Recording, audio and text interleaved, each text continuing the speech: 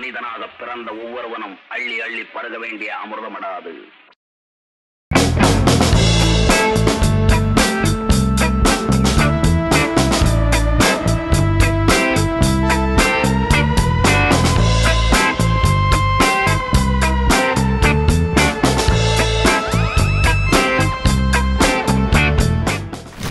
அனைவருக்கும் வணக்கம். So clusters media college மற்றும் பியூர் சினிமா இணைந்து நடத்தக்கூடிய இந்த கோவை குறும்பட திருவிழா 2025க்கு உங்கள் எல்லாரையும் அன்புடன் வரவேற்கிறேன். பியூர் சினிமா சார்பாக சினிமாக்குன்னு எக்ஸ்க்ளூசிவான தமிழ்நாட்டிலேயே செகண்ட் லைப்ரரி இங்கே ஓப்பன் பண்ணப்பட்டிருக்கு. So Arun sir, thank you for doing that sir. இதில் இன்னொரு ஸ்பெஷலான விஷயம் என்ன அப்படின்னு பார்த்தீங்கன்னா, இது India's one and only book store exclusively for cinema. So அது ஓப்பன் பண்ணப்பட்டிருக்கு. So thank you once again sir. And இந்த ஈவெண்ட்டுக்கு சீஃப் கெஸ்ட்டாக வந்திருக்கிறவரை பற்றி சொல்லணும் அப்படின்னா, சார் இவ்வளோ வருஷங்களாக நீங்கள் பண்ண ஒர்க்ஸை பற்றி அதை வச்சு நான் ராத்திரிலாம் ஒரு ஒர்க் பண்ணி ஒன்று ரெடி பண்ணியிருக்கேன் சார். வித் யுவர் பெர்மிஷன் நான் சொல்லட்டுமா சார் அதை? ஸோ 1999 மலையாளம் சினிமா மூலம் திரைத்துறைக்கு அறிமுகமான இவர் கடந்த 25 வருடங்களாக தமிழ், மலையாளம், ஹிந்தி, தெலுங்கு, இங்கிலீஷ்னு பல மொழி படங்களில் வேட்டையாடி விளையாடி கேமரா துறையில் 1 இல்லை 2 இல்லை தசாவதாரங்கள் எடுத்தவர். இவர் ஒர்க் பண்ண படங்கள் எல்லாத்துக்கும் 5 out of 5 ஸ்டார் கொடுக்கலாம். பொன்னியின் செல்வன் படத்துக்காக நேஷ்னல் அவார்டு வாங்கின இவர்கிட்ட இன்றைக்கி எல்லாரும் ஆட்டோகிராஃப் வாங்கணும்னு வெயிட் பண்ணிட்டு இருக்காங்க. So national award winner, American society of cinematographers member mister Ravivarman sir அவர்களை அன்புடன் வரவேற்கிறோம். Thank you sir. Thanks for joining us sir. So without any delay நம்ம இந்த ஈவெண்ட்டை ஸ்டார்ட் பண்ணிடலாம். ஸோ இந்த ஒரு ஷார்ட் ஃபிலிம் ஃபெஸ்டிவலில் நிறையா படங்கள் வந்துருந்துச்சு. ஸோ ஜூரிஸ்லாம் வச்சு அதை நம்ம ஷார்ட் லிஸ்ட் பண்ணியிருக்கோம். ஸோ அதோட ஸ்க்ரீனிங்கும் இன்னும் கொஞ்சம் நேரத்தில் ஸ்டார்ட் பண்ண போகுது. அதுக்கு முன்னாடி நம்ம Arun sir, Pure Cinemas and Tamil ஸ்டுடியோடைய ஃபவுண்டர் அருண் சார் அவர்களை மேடை கலைக்கிறேன் சார்.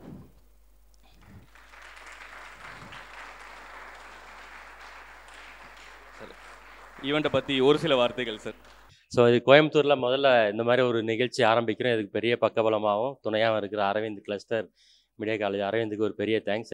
அண்ட் இது வந்து சும்மா ஒரு இன்ட்ரோ தான். நம்ம படங்கள் பார்க்க போகிறோம். அதை பற்றின ப்ராசஸ் எப்படி செலக்ட் பண்ணப்படலாம், அப்புறமா ஈவினிங் நம்ம விரிவாக பேசுவோம் அவார்ட் செரமனியில். இந்த கோவை குறும்பட திருவிழா அப்படிங்கிறது வந்து பியூர் சினிமாவுடைய இந்த புக் ஸ்டோர் வந்து இந்தியாவிலே செகண்ட் டைமாக நாங்கள் தொடங்குறோம். ஃபஸ்ட்டு சென்னையில் இருக்குது. பெரும்பாலும் எல்லாருக்கும் தெரிஞ்சிருக்குன்னு நினைக்கிறேன்.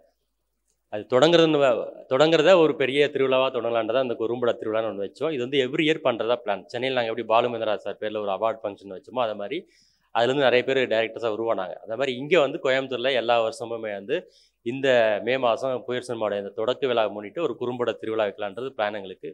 இதிலிருந்தும் நிறைய இயக்குநர்கள் கோயம்புத்தூர்லேருந்தும் மற்ற ஊர்லேருந்தும் தமிழ் திரையுலகுக்கு வரணும் அப்படிங்கிறது அதோடைய முக்கியமான நோக்கம். இந்த குறும்படங்கள் வந்து ஒரு ஸ்டேஜ், இது பேரை மேடையும் தான் வச்சுருக்காங்க அழகாக தமிழில். இந்த மேடை ஏறி அதன் மூலமாக நீங்கள் எல்லாருமே இயக்குனர் ஆகணுன்ற ஒரு நல்ல நோக்கத்தில் தான் இந்த விருது விழா நடத்தப்படுது. இங்கே பியூர் சினிமா வந்து வந்ததுக்கு முக்கியமான காரணமாக வந்து சென்னையில் நாங்கள் பண்ணுற மாதிரியே இங்கேயும் கோயம்புத்தூர்லேயும் ஒரு பெரிய ஒரு பண்பாடு, சினிமா சார்ந்த ஒரு பண்பாடை கிரியேட் பண்ணணும் அப்படிங்கிறது அதோட முக்கியமான நோக்கம். ஏன்னா சினிமா அப்படிங்கிறது வெறுமனே ஒரு பொழுதுபோக்கு ஊடகம் மட்டும் இல்லாமல் அது சமூகத்தில் என்ன மாதிரி மாற்றங்கள் உண்டாகுது, ஒரு ஆர்ட்டு எப்படி ஆர்ட் ஃபார்முக்குள்ளே நம்ம அதை கொண்டு போய் ஏன்னா ஆர்ட்டுங்கிறது நமக்கு இன்றைக்கி எப்படி இருக்குன்னா ஒரு கதையை சொல்கிற ஊடகம் மட்டும் இல்லாமல் அதுக்குள்ளே இருக்கக்கூடிய மற்ற நுவான்சஸ் பற்றிலாம் நம்ம டீட்டெயிலாக இங்கே பேச போகிறோம். கோயம்புத்தூர்லேயும் நிறைய நாங்கள் ஒர்க் பண்ண போகிறோம். ஏற்கனவே நாங்கள் நிறைய ஒர்க் பண்ணியிருக்கோம் மற்ற மாவட்டங்களெல்லாம். கோயம்புத்தூரில் அதிகமாக பண்ணதில்லை. இப்போ அது ஒரு பெரிய மேடையாக எங்களுக்கு இங்கே கிடச்சிருக்கு. அரவிந்த் அது ஒரு ஃபார்ம் பண்ணி கொடுத்துருக்காங்க. அதனால் இங்கே வந்து நிறைய ஒர்க் பண்ணலான்னு இருக்கும் கிளிஸ்டர் மீடியா காலேஜ் சேர்ந்து. ஸோ நீங்கள் எல்லாருமே வந்து எங்களுக்கு இதில் பெரிய சப்போர்ட் பண்ண, உங்களுக்கு சப்போர்ட் இல்லாமல் இது இங்கே ஒரு பெரிய சக்ஸஸ்ஃபுல்லாக நடக்கிறதுக்கான பாசிபிலிட்டி கிடையாது. இந்த மாதிரி ஒரு சினிமா சார்ந்த ஒரு பண்பாடை கிரியேட் பண்ணோம். அப்படி இது ஃப்ரெஞ்சில் வந்து நிறைய ஒரு ஃபேமஸான டேர்ம் அது சினிமா கல்ச்சர் அப்படிங்கிறது. இங்கே வந்து நாங்கள் சினிமா பண்பாடுங்கிறத சமூக சினிமா அப்படிங்கிற 2 டேமாக இங்கே நாங்கள் யூஸ் பண்ணிகிட்டு இருக்கோம். அது கோயம்புத்தூரில் இந்த மாதிரி நிறைய நிகழ்ச்சிகளும் நிறைய இப்போ இங்கே இலவச பயிற்சி பட்டியலும் நிறைய நடத்த போகிறோம். நீங்கள் எல்லாருமே அதெல்லாம் பங்கேற்கணும்.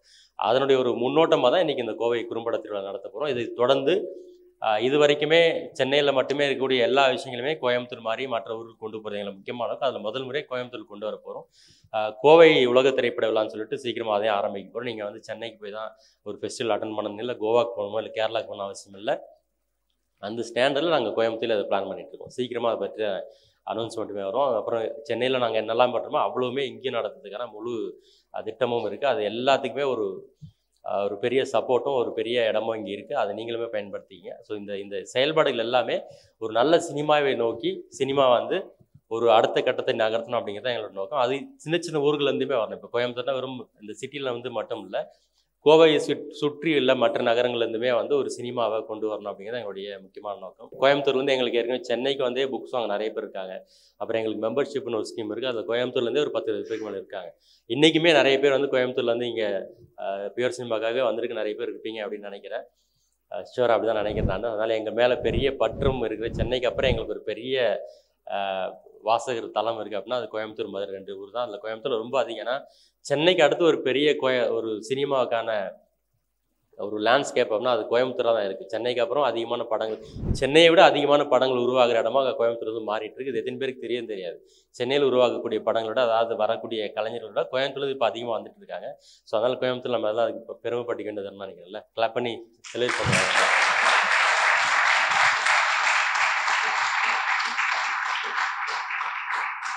அதில் நம்ம ஒன்றும் ஆச்சரியப்படுறதுக்கு ஒன்றும் இல்லைன்னா, தமிழ்நாட்டிலே முதல் சினிமாவும் அதை கொண்டு போய் சேர்த்த ஊர்னு இதுதான். சாமிக்கண்ணு அப்படின்னு ஒருத்தர் இல்லை அப்படின்னாக்கா, வின்சென்ட் சாமிக்கண் இல்லை அப்படின்னா சினிமான்ற ஒரு ஃபார்ம் வந்து அந்த ஊராக போய் சேர்ற அந்த, அதாவது இப்போ நம்ம தியேட்டர்லலாம் ப்ரொஜெக்ட் பண்ணுற மாதிரி அவர் பண்ணலைன்னா அது போய் சேர்றதுக்கான வாய்ப்பே இல்லை. அதனால கோயம்புத்தூருக்கு வந்து ஒரு பெரிய ஃபவுண்டேஷன் இருக்குது சினிமாவில். அதில் இன்றைக்கி அதுலேருந்து இன்னும் நிறைய பூம் பண்ணி கொண்டுட்டு போகிறோம்.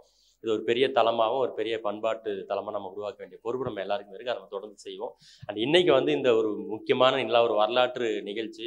அந்த மாதிரி வரலாற்று நிகழ்ச்சின்னு சொன்னோன்னே ரவிவர்மன் சார் சொன்னார், நீங்கள் பண்ணுறது எதுதான் சாதாரண நிகழ்ச்சி, எல்லாமே வரலாற்று நிகழ்ச்சியாக தான் பண்ணுறீங்க அப்படின்னாரு. அதில் வந்து அவர் வந்து அப்ரிஷியேட் பண்ணுறதுல தயங்கவே மாட்டார். அப்புறம் எங்களை பற்றி தொடர்ந்து அப்ரிஷியேட் பண்ணக்கூடிய ஒரு முக்கியமான கலைஞர். அவர் வந்து இந்தியாவில் இல்லை, இன்டர்நேஷ்னலி ஒரு அக்ளைம்டு ஒரு சினிமோட்டோகிராஃபர், இன்டர்நேஷ்னலாக ஒரு மிகப்பெரிய சினிமோட்டோகிராஃபர். அவர் வந்து தொடர்ந்து எங்களுக்கு இந்த மாதிரி அப்ரிஷியேஷன் கொடுத்து ஒரு பெரிய உத்வேகமானது. ஸோ அப்படிப்பட்ட ஒரு வரலாற்று நிகழ்ச்சியில் இன்றைக்கி அவர் தொடங்கி அவர் தான் எங்கள் சினிமா பியூர் சினிமாவுடைய சென்னையிலையும் வந்து நாங்கள் செகண்ட் ரெனோவேட் பண்ணி ஸ்டார்ட் பண்ணோம். அதையும் அவர் தான் தொடங்கி வச்சார். அதுக்கப்புறம் ரொம்ப சக்ஸஸ்ஃபுல்லாக நிறைய ஒர்க் பண்ணோம். இங்கேயுமே அவர் தொடங்கி வைக்கிறாரு. நமக்கு இந்த ராசி இதிலெல்லாம் நம்பிக்கை இல்லை, ஆனாலும் அது சும்மா ஒரு இதுக்கு அவர் தான் அங்கேயும் தொடங்கி வச்சு ரொம்ப சிறப்பாக போயிட்டுருக்கு. அவர் 10 ஆண்டுகள் தாண்டி பியூர் சினிமா அங்கே ரன் ஆகிட்டு இருக்கு. இங்கே கோயம்புத்தூரில் அவர் தொடங்கி வச்சுருக்காரு. அவர் வந்து இங்கே வந்திருக்காங்க. இப்போ எப்பயுமே வந்து ஒரு சினிமாக்காரன் நம்ம வந்து ஒரு வேறு மாவட்டங்கள் கூட்டிகிட்டு வரோம் அப்படின்னா அது ஒரு பெரிய வேலை. ஆனால் எங்களுக்கு இருக்கக்கூடிய ஒரு பெரிய ப்ரிவிலேஜ் வந்து என்னென்னா, எங்களுக்காக என்னவும் செய்கிறதுக்கு ரவிவர்மன் சார் மாதிரியான நிறைய பேர் இருக்கிறதுனால அவர் வந்து குறிப்பாக ஒரு 15 வருஷமாக எங்களுக்கு ரொம்ப க்ளோஸ் ஆகுது. எப்படின்னா அவர் ஒரு சினிமா கலைஞர் அவர், ஆனால் எங்களுக்கு க்ளோஸ் ஆனது லிட்ரேச்சர் மூலமாக. எங்கள் 2 பேருக்குமே ரொம்ப நெருக்கமானது லிட்ரேச்சர். ஒரு இலக்கியவாதியாக ஒரு சினிமாக்காரங்க இருக்கிறது அப்படிங்கிறது வந்து தமிழ்நாட்டில் ரொம்ப ரொம்ப முக்கியமானது. ஏன்னா சினிமா படிக்காமல் நிறைய பேர் இருக்கலாம், அல்லது எழுதவே படிக்கிறது இல்லாமல் நிறைய சினிமாக்காரங்க இருக்கலாம். சக்ஸஸ்ஃபுல்லாகவும் இருக்கலாம், இல்லைனா வந்து ரொம்ப மேலோட்டமாகவும் இருக்கலாம். ரொம்ப டெப்த்தாக ரொம்ப டீப்பாக ஒருத்தரால் சினிமாவை அணுக முடியணும் அப்படின்னா நிறைய படிக்கணும்னு தான் நாங்கள் சொல்லலாம். அதான் லைப்ரரியும் வச்சுருக்கோம். லிட்ரேச்சர் பேக்ரவுண்டும் ஒரு ஆர்ட் பேக்ரவுண்ட் தான் நம்மளோட சினிமாவை ரொம்ப ஸ்ட்ராங்காக மாற்றும். இன்றைக்கி நம்ம நிறைய படங்கள் தியேட்டரில் பார்க்கும்போது சொல்கிறோம்ல, ஏதோ ஸ்ட்ராங்காக இல்லை, எமோஷன் கனெக்ட் ஆகலை, சரியா இல்லைன்னு. அதோடைய முக்கியமான பிரச்சனை காரணம் வந்து அது அவங்களுடைய லிட்ரேச்சர் பேக்ரவுண்டு ரொம்ப போராக இருக்குன்னு அர்த்தம். அதனால் லிட்ரேச்சர் பேக்ரவுண்ட் ரொம்ப முக்கியம். அதன் மூலமாக தான் ரவிவர்மன் சார் நாங்களுமே கனெக்ட் ஆகும். அவர் வந்து ரொம்ப அழகாக எழுதுவார். ஒரு நாவல் எழுதியிருக்கார், யாதும் ஊரே யாவரும் கேள்வின்னு சொல்லிட்டு. ரொம்ப பிரமாதமான ஒரு நாவல். மிக முக்கியமான ஒரு இந்திய வரலாற்றில் ஒரு முக்கியமான நாள் பதிவு பண்ணியிருக்கார். அவர் வந்து இந்தியாவிலே செகண்ட் பர்சனாக அண்டு தமிழ்நாட்டில் ஃபஸ்ட்டு பர்சனாக வந்து ஏஎஸ்சியோட மெம்பராக இருக்கார். உங்கள் எல்லாருக்கும் ஏஎஸ்சியை பற்றி தெரியுமா அப்படின்னு எனக்கு தெரியாது. பட் அது வந்து ஒரு சயின்ஸுக்கு வந்து ராயல் சயின்ஸ் ஃபார்ம்னு ஒன்று இருக்குது. அதுதான் நியூட்டன்லேருந்து ஐசக் நியூட்டன்லேருந்து அப்புறம் தாமஸ் ஆல்வா எடிசன் எல்லாருமே அதில் ஒரு மெம்பர்ஸாக இருப்பாங்க. ஒரு காலத்தில் பிரிட்டிஷில் அதில் மெம்பர், நாங்கள் பிரிட்டிஷில் படிக்கும்போது எனக்கு அந்த தகவலாம் தெரியும். மெம்பராக இருக்கணும் அப்படின்னா அது ரொம்ப பெரிய கௌரவமாக இருந்துச்சு. இன்றைக்கி வந்து சினிமாவுக்கு, அதுவும் சினிமோட்டோகிராஃபி ஃபீல்டுக்கு வந்து ஒரு மிகப்பெரிய உச்சமான ஒரு கௌரவம் அப்படிங்கிறது ஏஐசியில் மெம்பர் ஆகிறது. ஸோ தமிழ்நாட்டிலேருந்து முதல் நபராக இந்த நூற்றாண்டு சினிமா கால வரலாற்றில் முதல் நபராக, அதுவும் அதில் மொத்தமே 400 மெம்பர் தான், அதில் 400வது மெம்பர் அவர், 400வது உறுப்பினர். ஒரு மிகப்பெரிய அங்கீகாரமும் மிகப்பெரிய கௌரவம் தமிழ்நாட்டுக்கும் தமிழ்நாடு சினிமா துறைக்கும் கிடைச்சதுக்கு ரவிவர்மன் சார் நம்ம எல்லாரும் எந்திரிச்சு நின்று நம்ம ஒரு ஸ்டாண்டிங் ஓவேஷன் தான் நினைக்கிறதுனால. ஸோ எல்லாருமே சினிமாக்காரங்க, நம்ம எல்லாருமே சினிமாவோட இணைஞ்சிருக்கோம். ஸோ இன்றைக்கி வந்து இந்த குறும்பட திருவிழாவை இன்னாகிரேட் பண்ணி ஏற்கனவே ஸ்டோர் ஓப்பன் பண்ணிட்டாங்க. அண்ட் ரொம்ப முக்கியம், நீங்கள் எல்லாரும் போகும்போது நிறைய புக்ஸ் வாங்கிட்டு போவாங்க. இங்கே தொடர்ந்து நிறைய ஒர்க் பண்ண அப்படின்னா ஒரு ஃபினான்ஷியல் பேக்ரவுண்ட் தேவைப்படும். எதுவுமே இல்லை அப்படின்னா தொடர்ந்து இயங்குறதுல நிறைய சிக்கல் இருக்கும். அதனால் நீங்கள் வந்து தொடர்ந்து அது கோயம்புத்தூர்காரங்க சொல்ல வேண்டிய அவசியம் இல்லை. நிச்சயமாக ஒரு வணிக நகரம் அப்படின்னா நிறைய புக்ஸ் வாங்கி படிங்க, நிறைய லிட்ரேச்சர் படிங்க, சினிமாவை ரொம்ப ஆழமாக கற்றுக்கிட்டிங்கன்னா ரொம்ப ஈஸியாக உங்களுக்கு இந்த மாதிரி நிறைய ரிட்டர்ன்ஸ் திருப்பி கொடுக்கும். ஸோ இந்த நிகழ்ச்சியை ரவிவர்மன் சார் இனாகிரேட் பண்ணுவாங்க. Thank you very much. Thank you so much sir. Aspiring sir, aspiring film மேக்கர்ஸ்க்காக நிறைய விஷயங்கள் நீங்கள் பண்ணிட்டுருக்கீங்க. தொடர்ந்து இந்த சப்போர்ட் நீங்கள் பண்ணுவீங்கன்னு எதிர்பார்க்குறோம். ஸோ கண்டிப்பாக உங்கள் எல்லாருக்குமே சார் ஒரு மிகப்பெரிய இன்ஸ்பிரேஷன் அப்படின்னு தான் சொல்லும். And next national award winning cinematographer, pride of Indian cinema அப்படின்னு சொல்லலாம். Thank you sir, thank you for joining us. இத்தனை வருஷமாக எப்பேற்பட்ட விஷயத்தையும் உங்கள் கேமரா மூலமாக எங்களுக்கு அதை அழகாக காமிச்சிருக்கீங்க, கேமராக்கு பின்னாடி இருந்து. அப்படிப்பட்ட உங்களை நாங்களுமே கேமராவில் தான் சார் பார்த்துருக்கோம், ஏதோ ஒரு ஈவெண்ட்டில் இல்லை ஒரு ஸ்டேஜ் ஷோஸில் ஒரு இன்டர்வியூவில். அப்படிப்பட்ட உங்களை நேருக்கு நேராக பார்க்கும் பொழுது நீங்கள் எப்படி திரையில் ஒரு மேஜிக்கை ஏற்படுத்துறீங்களோ அதை எங்களுக்கு தரையிலேயே அந்த மேஜிக் ஏற்படுத்தி கொடுத்துருக்கீங்கன்னு சொல்லலாம். ஏன்னா எல்லாருக்குமே ஒரு சர்ரியல் மூமெண்ட்டாக இருந்துச்சு இப்போ உங்களை பார்க்கும் பொழுது. So thank you for joining with us sir. அனைவருக்கும் வணக்கம். முதல்ல நன்றி, நீங்கள் ரொம்ப என்னை பற்றி கொஞ்சம் போய் தள்ளிட்டீங்க. Thank you sir. நான் கூட ராத்திரி பூரா எதாவது ஓட்டிட்டு இருந்தேன்னு கேட்டுருவீங்கன்னு நினைச்சேன். பரவாயில்ல, it's okay. I am so happy to be here. More than anything the literature சைடுங்கிறதுனால I like to see literature. ஏன்னா ஒவ்வொருத்தரும் வந்து ரொம்ப இம்பார்ட்டன்ட் வந்து படிக்கணும் எழுதணும். இது ரெண்டும் என்னென்னா நம்ம ப்ராக்டிஸ், தட் பிரெயின் ஆக்டிவ் மோர் அந்த ரீடிங் அண்ட் ரைட்டிங் தான். இது ரெண்டில் தான் அந்த பிரெயின் ரொம்ப நிறைய நம்ம ஆக்டிவ் ஆகும். அதுலேருந்து நம்ம we have everybody have the amazing brain. Only circumstance ஒன்று தான் நம்மளை வந்து நம்ம பெஸ்ட்டாக ஒஸ்ட்டாக நம்மளை க்ரியேட் பண்ணுது. அந்த ஒஸ்ட் சர்க்கம்ஸ்டன்ஸில் how you bring yourself your the best. அதுதான் திஸ் பிரெயின் ஆக்டிவ். அந்த ஆக்டிவ் பண்ணுறதுக்கு we should read at least per day ஒரு 50 to 100 பேஜ் படிக்கணும். அட்லீஸ்ட் ஒரு 2 பேஜாவது எழுதணும். இந்த ப்ராக்டிஸ் பண்ணாவே இது நான் வந்து சின்ன வயசுலேருந்து செஞ்சுக்கிட்டே இருந்தேன். அதுதான் எனக்கு இது நடந்துச்சு. ஏன்னா otherwise nothing, I don't know anything in the life. I don't know tomorrow also what I am going to do, but I am enjoying every day, every minutes, every seconds. அதனால தான் இங்கே கூப்பிடும்போது நீங்கள் முதல் முறையாக அதை ஓப்பன் பண்ணுறாங்க. எல்லாருமே ரொம்ப இந்த குழு மொத்தமாக இது சம்மந்தப்பட்ட அனைவரும், சாரி நிறைய பேர் தெரியாது, இருந்தாலும் இதை ஓப்பன் பண்ண இந்த மேடை, அந்த புக் ஸ்டோர், இந்த கிளஸ்டர், காலேஜ் எல்லாருமே ரொம்ப ஆம்பிஷியஸாக இருக்காங்க. அதில் ரொம்ப really appreciate the ambitious. You guys have lot of ambitious. Expectation இல்லாமல் நவடேஸ் வந்து எக்ஸ்பெக்டேஷன் இல்லாமல் யாருமே லைஃப் கிடையாது. Everybody have the expectations. இப்போ யாராவது வந்து என்கிட்ட, நான்லாம் அசிஸ்டண்ட்டாக ஒர்க் பண்ணும்போது வேலை கற்றுக்கணும்னு ஒத்துக்கிட்டேன். ஆனால் இப்போ எல்லாம் நிறைய பேர் என்னென்னா நம்ம பிஆர் பண்ணி எப்படி படம் பண்ணலாம், how we do like this, அதில் தான் நிறைய பேர் இருக்காங்க. Not only for film industry, every industry more then learning process people do PR. அதுதான் பண்ணுறாங்க. பட் அது இல்லாமல், எந்த எக்ஸ்பெக்டேஷன் இல்லாமல் இதை தொடங்கியிருக்காங்க. பட் இது ஒரு கடினமான பயணம், ரொம்ப ஈஸியான பயணம் கிடையாது. இந்த ஒரு நாள் சந்தோஷத்தோடு நம்ம போட முடியாது, இது கடினமான பயணம். இந்த அட்மாஸ்பியரே எனக்கு ரொம்ப பிடிச்சிருக்கு. இந்த மேடை அப்போ கூட சொன்னாங்க, இது கோயிங் டு பி, இது நிறைய பேருக்கு ஃப்ரீயாக மேடை நாடகம் கொடுக்க போகிறோம், ஸ்டாண்டப் காமெடி கொடுக்க போகிறோம்னு சொல்லிட்டு. ஐ திங்க் திஸ் இஸ் வந்து ஒரு இந்த மேடை நாட் ஓன்லி மேடை இஸ் எ நியூ, இந்த new people also bringing going to be experience இந்த ஃபியூச்சர். அதாவது புது நாலேஜு, புது மனிதர்கள், ஒரு புதிய விஷயங்கள் இந்த மேடையில் இங்கே நடக்கும்னு நினைக்கிறேன். அதில் நான் வந்து முதல் முறையாக இங்கே இருக்கிறதுக்கு ரொம்ப சந்தோஷமாக இருக்குது, பெருமையாக இருக்குது. நன்றி. Thank you so much sir. So இப்போது வித்தவுட் எனி டிலே ஸ்க்ரீனிங்கை ஸ்டார்ட் பண்ணிடலாம்.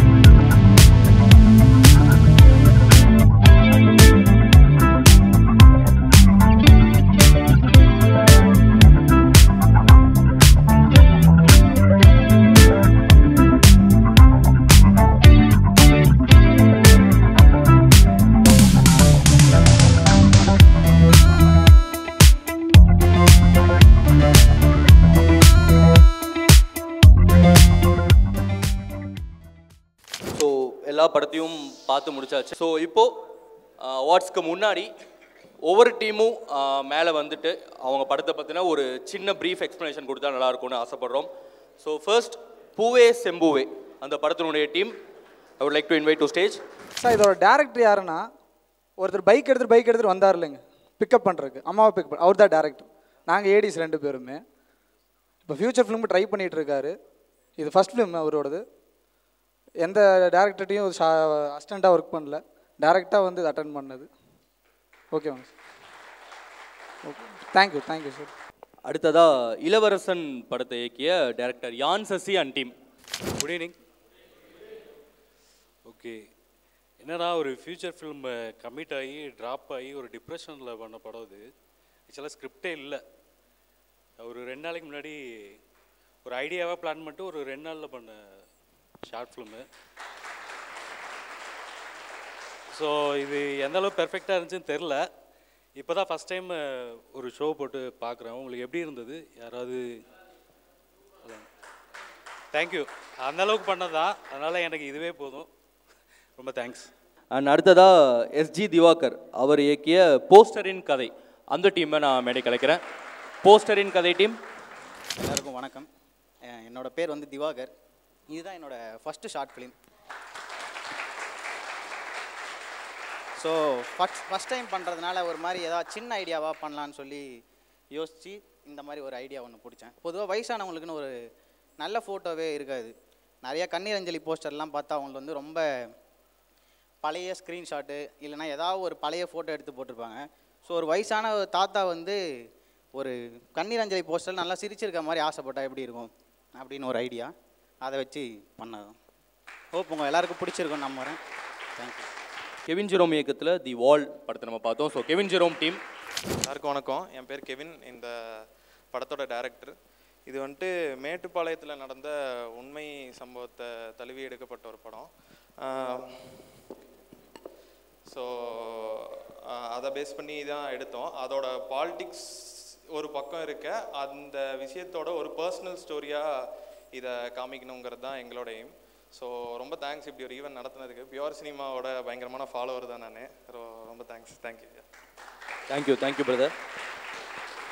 அடுத்ததாக மகாபிரபு படத்தை இயக்கிய பாலா சந்திரவேல் அண்ட் டீம். ஹை, என் பேர் பாலா. நான் பண்ண மைக்ரோ ஷார்ட் ஃபிலிம் தான் மகாபிரபு. இது என்னோடய ஃபஸ்ட்டு ஷார்ட் ஃபிலிம். இது வேறு ஒரு பர்பஸ்க்காக பண்ணோம். ஆனால் இது பண்ணி முடிக்கிறப்போ எடிட்டிங் டேபிள்லேயே எடிட்டர் ஒருத்தவங்க அவங்க இன்ட்ரெஸ்ட்டாக இது பண்ணாங்க. எடிட்டிங் டேபிள் முடிச்சதுக்கப்புறமே சொன்னாங்க, இது வந்து நீ வந்துட்டு ஃபெஸ்டிவல்ஸ்க்குலாம் அனுப்பு, உனக்கு வந்துட்டு கொஞ்சம் அந்த ரெக்கக்னேஷன் கிடைக்கும் அப்படின்ட்டு. எனக்கு சுத்தமாக பெருசாக அதில் நம்பிக்கை இல்லை. நம்ம பர்பஸ் பண்ண ஐடியா வேறையாக இருந்தது. ஸோ அவர் சொன்னதை நம்பி நான் இப்போ ஃபெஸ்டிவல்ஸ்க்குலாம் அனுப்புகிறப்போ எனக்கு கொஞ்சம் ரெக்கக்னேஷன் கிடைக்கிறது. இங்கேயும் என்ன செலக்ட் பண்ணதுக்கு, பியூர் சினிமாவில் முக்கியமாக செலக்ட் பண்ணதுக்கு ரொம்ப தேங்க்ஸ். கை தட்டினவங்களுக்கு, சப்போர்ட் பண்ணவங்களுக்குலாம் ரொம்ப தேங்க்ஸ். நெக்ஸ்ட் அஜித் அவர் இயக்கிய விடுகின்ற பொழுது அந்த படத்தையும் எல்லாம் பார்த்துருப்பீங்க. ஸோ அஜித். எல்லாருக்கும் வணக்கம். நான் எடுத்திருக்க அந்த ஷார்ட் ஃபிலிம் பார்த்திங்கன்னா எங்கள் அம்மாவோட லைஃப்பில் நடந்த கதை. எங்கள் அம்மா இந்த மாதிரி ஒரு கடன் பிரச்சனையில் எங்கள் அப்பா மாட்டிகிட்டு இருக்கும்போது எங்கள் அம்மா வந்து ஒரு சூப்பர் ஹீரோவாக மாறின ஒரு பாயிண்டில் இருந்த கதை. சின்ன வயசில் எங்கள் அம்மா அப்பப்போ சொல்லுவாங்க. ஸோ அந்த கதையை தான் வந்து நான் கொஞ்சம் இன்ஸ்பயர் ஆகி நான் படித்தது வந்து ஐஏஎஃப்சி வெற்றிமாறன் சாரோட ஃபிலிம் இன்ஸ்டியூட்டில் படித்தேன். ஸோ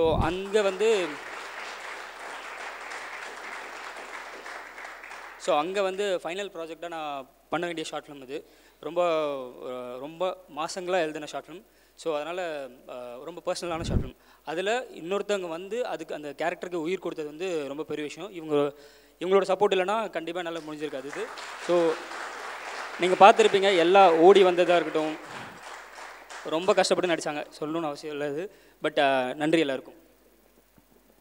எல்லாருக்கும் வணக்கம். இந்த கேரக்டரை நம்பி இந்த பர்சனல் கேரக்டரை வந்து ரொம்ப பர்சனலாக வச்சுருப்பாங்க. அந்த கேரக்டரை பிலீவ் பண்ணி எனக்கு இந்த ஆப்பர்ச்சுனிட்டி கொடுத்ததுக்காக தேங்க்யூ. அண்ட் எல்லோரும் பொறுமையாக அதை பார்த்து சப்போர்ட் பண்ணதுக்கும் நன்றி.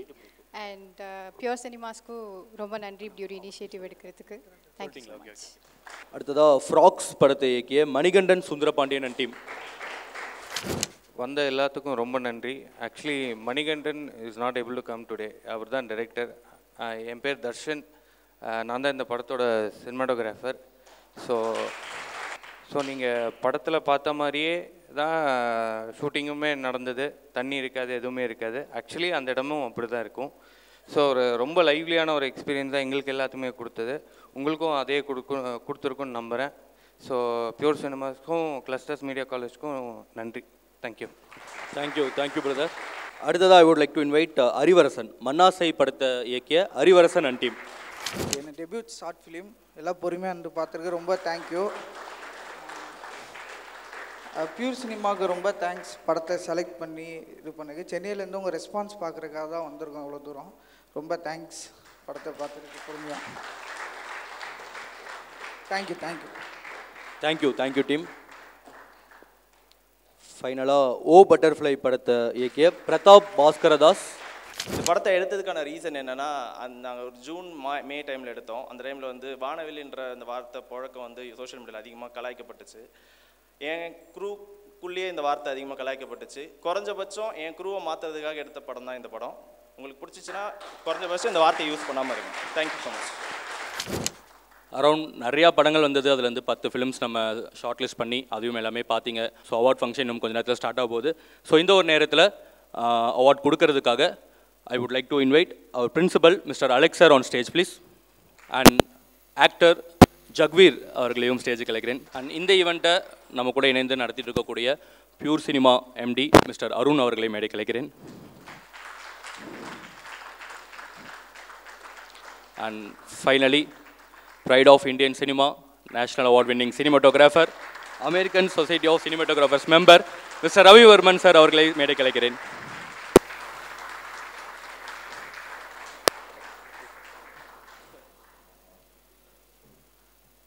ஸோ இந்த ஒரு ஈவெண்ட் எப்போ ஸ்டார்ட் ஆச்சு, எவ்வளோ டீம்ஸ் வந்துச்சு, ஓகே.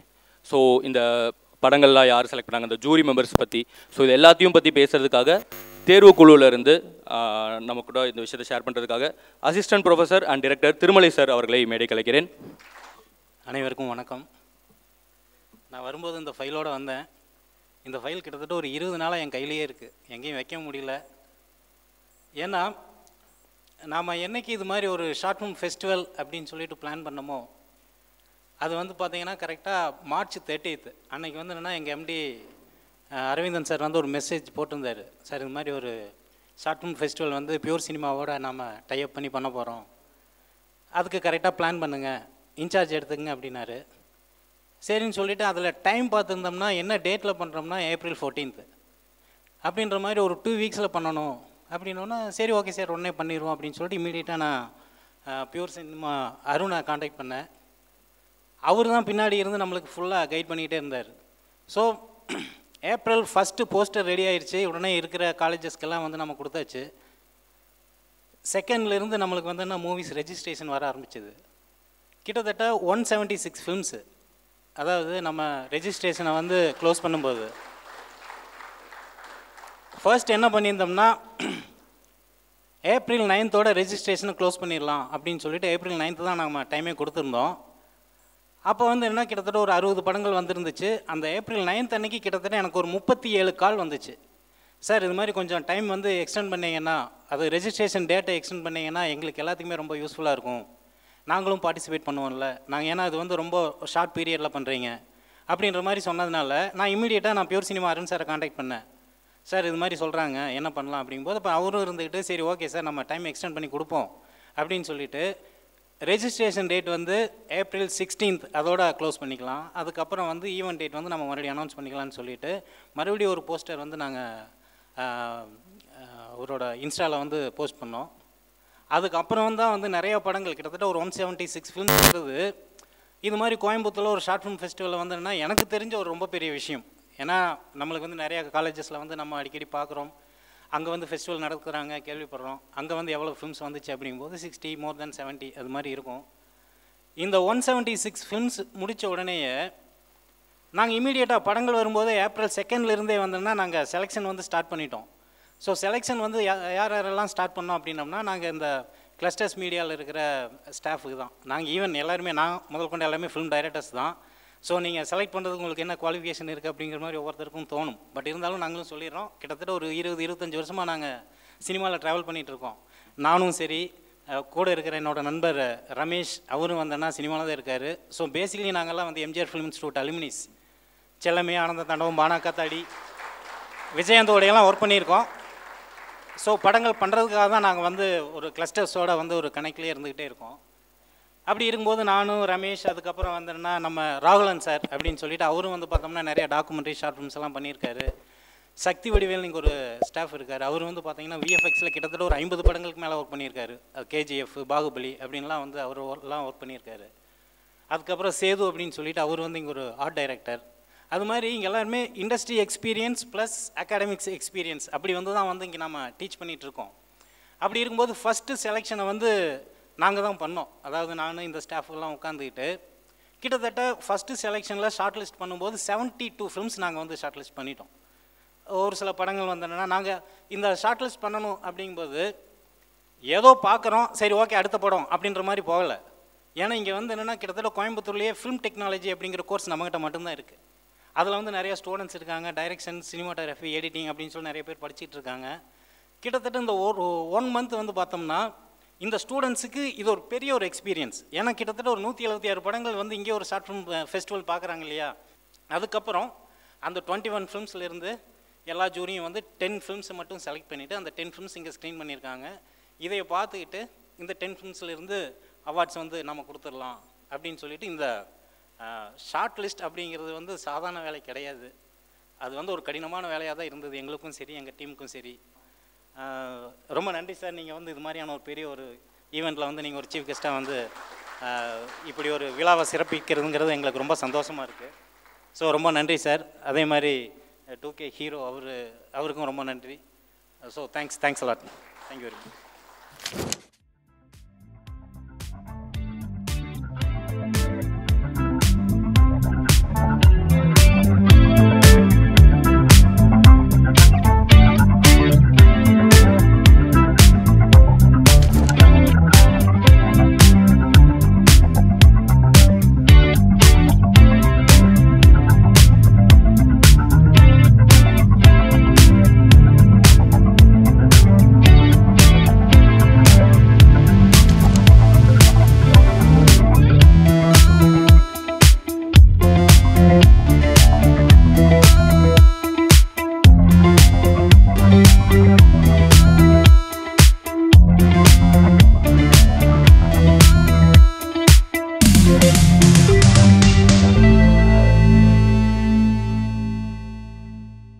அருண் சார், ஈவென்ட் பற்றி ஒரு சில வார்த்தைகள் பேசும்படி கேட்டுக்கொள்கிறேன்.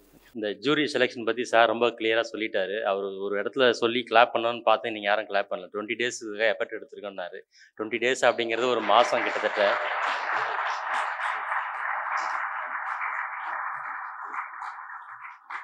இதுக்காக ஐ ஹோப் அவங்களுக்கு எக்ஸ்ட்ரா சேலரி எதுவுமே கிடையாது. அப்புறம் நீங்கள் கொடுத்த அந்த 250 இந்த இதெல்லாம் வாங்குறதுலேயே சரியாக போயிருக்குன்னு நினைக்கிறேன். எதுக்குமே அவங்களுக்கு எக்ஸ்ட்ரா இன்கமும் இல்லை. ஆனாலும் ஒரு எஃபர்ட் எடுத்து அவங்க ஒர்க் பண்ணுற எல்லாமே நான் ஆரம்பத்தில் சொன்ன மாதிரி சினிமாவுக்காக நம்ம இணைஞ்சிருக்கோன்றதான் தவிர்த்துட்டு வேறு எதுவுமே இல்லை. இந்த மாதிரி உழைப்பை நம்ம என்றைக்குமே வந்து உடனே அதை வந்து அப்ரிஷியேட் பண்ணோம். அவங்க அப்போ தான் அடுத்தடுத்து அவங்களுக்கும் அதில் ஒரு பெரிய ஆர்வம் வரும். ஸோ அதனால் ரொம்ப நன்றி சார் இந்த பெரிய எஃபர்ட்டுக்கு. எங்களுக்கு வந்து இது ரொம்ப ஒரு சந்தோஷமான ஒரு நிகழ்வு. இது முதல் முறையாக கோயம்புத்தூரில் வந்து இப்படி ஒரு குறும்பட திருவிழான்னு பண்ணுறோம். ஃபெஸ்டிவல் தான் டைரெக்டாக போகலான்னு நினச்சோம். அதுக்கு ஒரு மினியேச்சர் மாதிரி ஒரு குறும்பட திருவிழா பண்ணலாம். எனக்கு இந்த ஷார்ட் ஃபிலிம் மேலே ஒரு பெரிய இன்ட்ரெஸ்ட் உண்டு. ஏன்னா இந்த ஷார்ட் ஃபிலிம் பண்ணி தான் இன்றைக்கி நாங்கள் ஒரு பெரிய வேவே சென்னையிலும் கிரியேட் பண்ணோம். இன்றைக்கி உங்கள் எல்லாருக்குமே தெரியும், ஷார்ட் ஃபிலிம்ஸ்லேருந்து தான் வந்து ஒரு பெரிய நியூ வேவ்ஸ் வந்து சென்னையில் தமிழ் சினிமாவில் முழுசாக கிரியேட் ஆனது. இப்போ அதை கோயம்புத்தூரில் பண்ணும்போது இது நாங்கள் ரொம்ப ரெகுலராக சென்னையில் பண்ணுவோம். இங்கே இதுலேருந்து ஆரம்பிக்கலான்றது எனக்கு ரொம்ப பிடிச்ச ஒரு விஷயம் இந்த ஷார்ட் ஃபிலிம் அப்படிங்கிறது. தமிழில் மெயின் சினிமாவில் நிறைய பாசிபிலிட்டிஸ் இருக்குது. ஏன்னா அது வந்து ஒரு பெரிய வணிகத்தோட தொடர்புடைய ஒரு இனிஷியேட்டிவ் அது. ஆனால் ஈரானில் வந்த ஒரு இனிஷியேட்டிவ் இருக்குல்லையா, உலகத்தையே திரும்பி பார்க்க வைத்த சினிமா முறை ஒன்று இருக்குது. அது மாதிரி தமிழில் எங்கன்னா நிகழ்ந்திருக்கு அப்படின்னா தமிழ் குறும்படங்களில் அது நிகழ்ந்திருக்கு.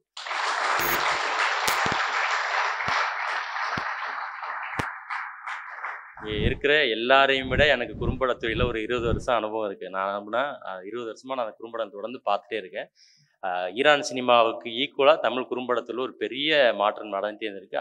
அங்கே பதிவு பண்ணாத பல கதைக்களங்கள் இங்கே எடுத்து பதிவு பண்ணியிருக்காங்க. நான் வந்து ரொம்ப ஆச்சரியமாக பார்க்குறது தமிழில் வந்து குறும்படங்கள். ஆனால் இது என்ன பிரச்சனைனா, குறும்படங்கள் எடுக்கிற ஒரே நோக்கம் வந்து பெரிய படம் எடுத்துகிட்டு போயிடணும் தான் இருக்கே தவிர்த்துட்டு இது ஒரு தனி மீடியமாக இது ஒரு தனி ஏரியாவாக நம்ம டெவலப் பண்ணணும். அந்த குறும்படங்களுக்கு ஒரு மார்க்கெட் நாங்களும் ட்ரை பண்ணோம். அது இங்கே பாசிபிலிட்டி இல்லை. ஆனால் நம்ம என்ன தான் ட்ரை பண்ணாலுமே அதுக்கு ஃபைனலாக அதில் என்ன இன்கம் ஜென்ரேட் ஆகுதுன்ற பொறுத்து தான் அது டெவலப் ஆகும். இங்கே அந்த மாதிரி ஒரு ஜென்ரேட் இல்லை. நாங்கள் வந்து அதெல்லாம் சேர்த்து ஒரு 5 படங்களை சேர்த்து தியேட்டர் ரிலீஸ் பண்ணிலாம் பிளான் பண்ணலாம் நினச்சோம். அது அப்புறம் கார்த்தி சுப்ராஜும் பண்ணார் அவியல்ன்ற பேரில். ஒர்க் அவுட் ஆகலை எதுவுமே. அதனால் இது குறும்படங்கள் அப்படிங்கிறது இன்ன வரைக்குமே ஒரு பைலட் ஃபிலிம் மாதிரி தான். அதுக்கு இன்னொரு பேர் தான் ஷார்ட் ஃபிலிம் நம்ம சொல்லியும் சார். ஆனால் உண்மையிலேயே வந்து உலகத்தில் எல்லா நாடுகளுமே குறும்படம் அப்படிங்கிற ஒரு தனி துறை.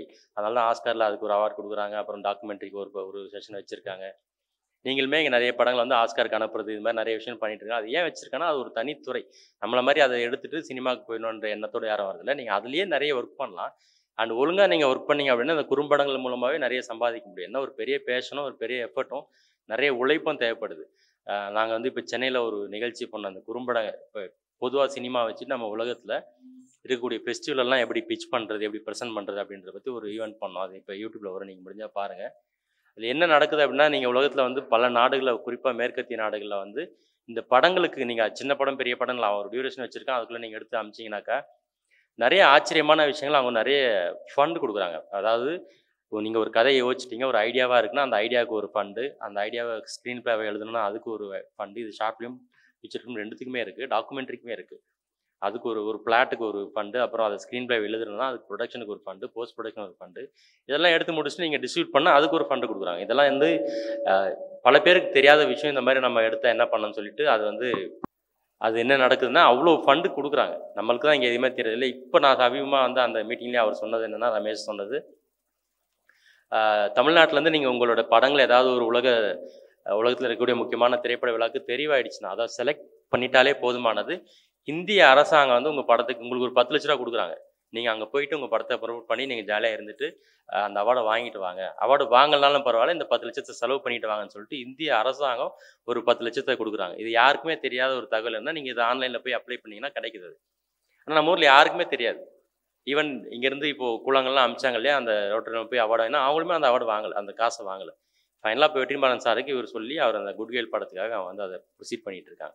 இது மாதிரி நிறைய இடத்துல இந்த ஒரு சின்ன ஷார்ட் ஃபிலிமுக்காகவோ இல்லைனா ஒரு மெயின் ஸ்ட்ரீம் சினிமா எடுத்துட்டிங்கனாலோ பணத்தை ஜென்ரேட் பண்ண முடியும். நமக்கு இருக்க வேண்டியது ஒரே அது மேலே ஒரு பேஷனேட்டடும் கொஞ்சம் பொறுமையாக பணத்தை ஜென்ரேட் பண்ண. என்னென்ன நம்ம ஆளுங்க வெளியில் ஒரு 3 வாட்டி கடனை வாங்கிட்ட மாதிரி ஒரு மீட்டர் வெடி வாங்கிட்ட மாதிரி அதை திருப்பி கொடுக்கணுமே அப்படின்ற அதே மோட்டிவேட்லேயே பண்ணுவாங்க. அது மெயின் ஸ்ட்ரீம் சினிமாவுக்கு ஓகே, ஷார்ட் ஃபிலிம் எடுக்கிறக்கார அந்த மாதிரி 3 வாட்டிக்கு வாங்கி பண்ண மாட்டோம்னு நினைக்கிறேன் நான்.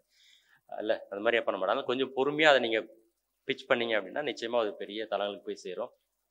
அந்த மாதிரி உலகத்தில் மிகப்பெரிய அளவில் வரவேற்பு பெற்ற ஒரு 10 படங்களை பற்றி நானே ஒரு புக் எழுதியிருக்கேன். இல்லை புக் ஸ்டோரில் போனீங்கன்னா இருக்கும் நாடு கடந்த கலைன்னு சொல்லிட்டு அதில் இருக்கக்கூடிய அந்த 10 படங்களை பார்த்தீங்கன்னா போதும் உங்களுக்கு வேறு ஒரு ஆஸ்பெக்ட் சினிமா பற்றியே மாறும். அந்த மாதிரி சினிமாங்கிறது ஒரு பெரிய மனித வாழ்க்கையவே மாற்றக்கூடிய ஒரு முக்கியமான கலை. அதனால தான் அது வந்து கலைகளுக்கெல்லாம் ராஜா அப்படின்ற மாதிரி அதை நம்ம பார்த்துட்ருக்கோம். அதனால தான் அதுக்கு ஒரு பெரிய வீச்சும் இருக்குது.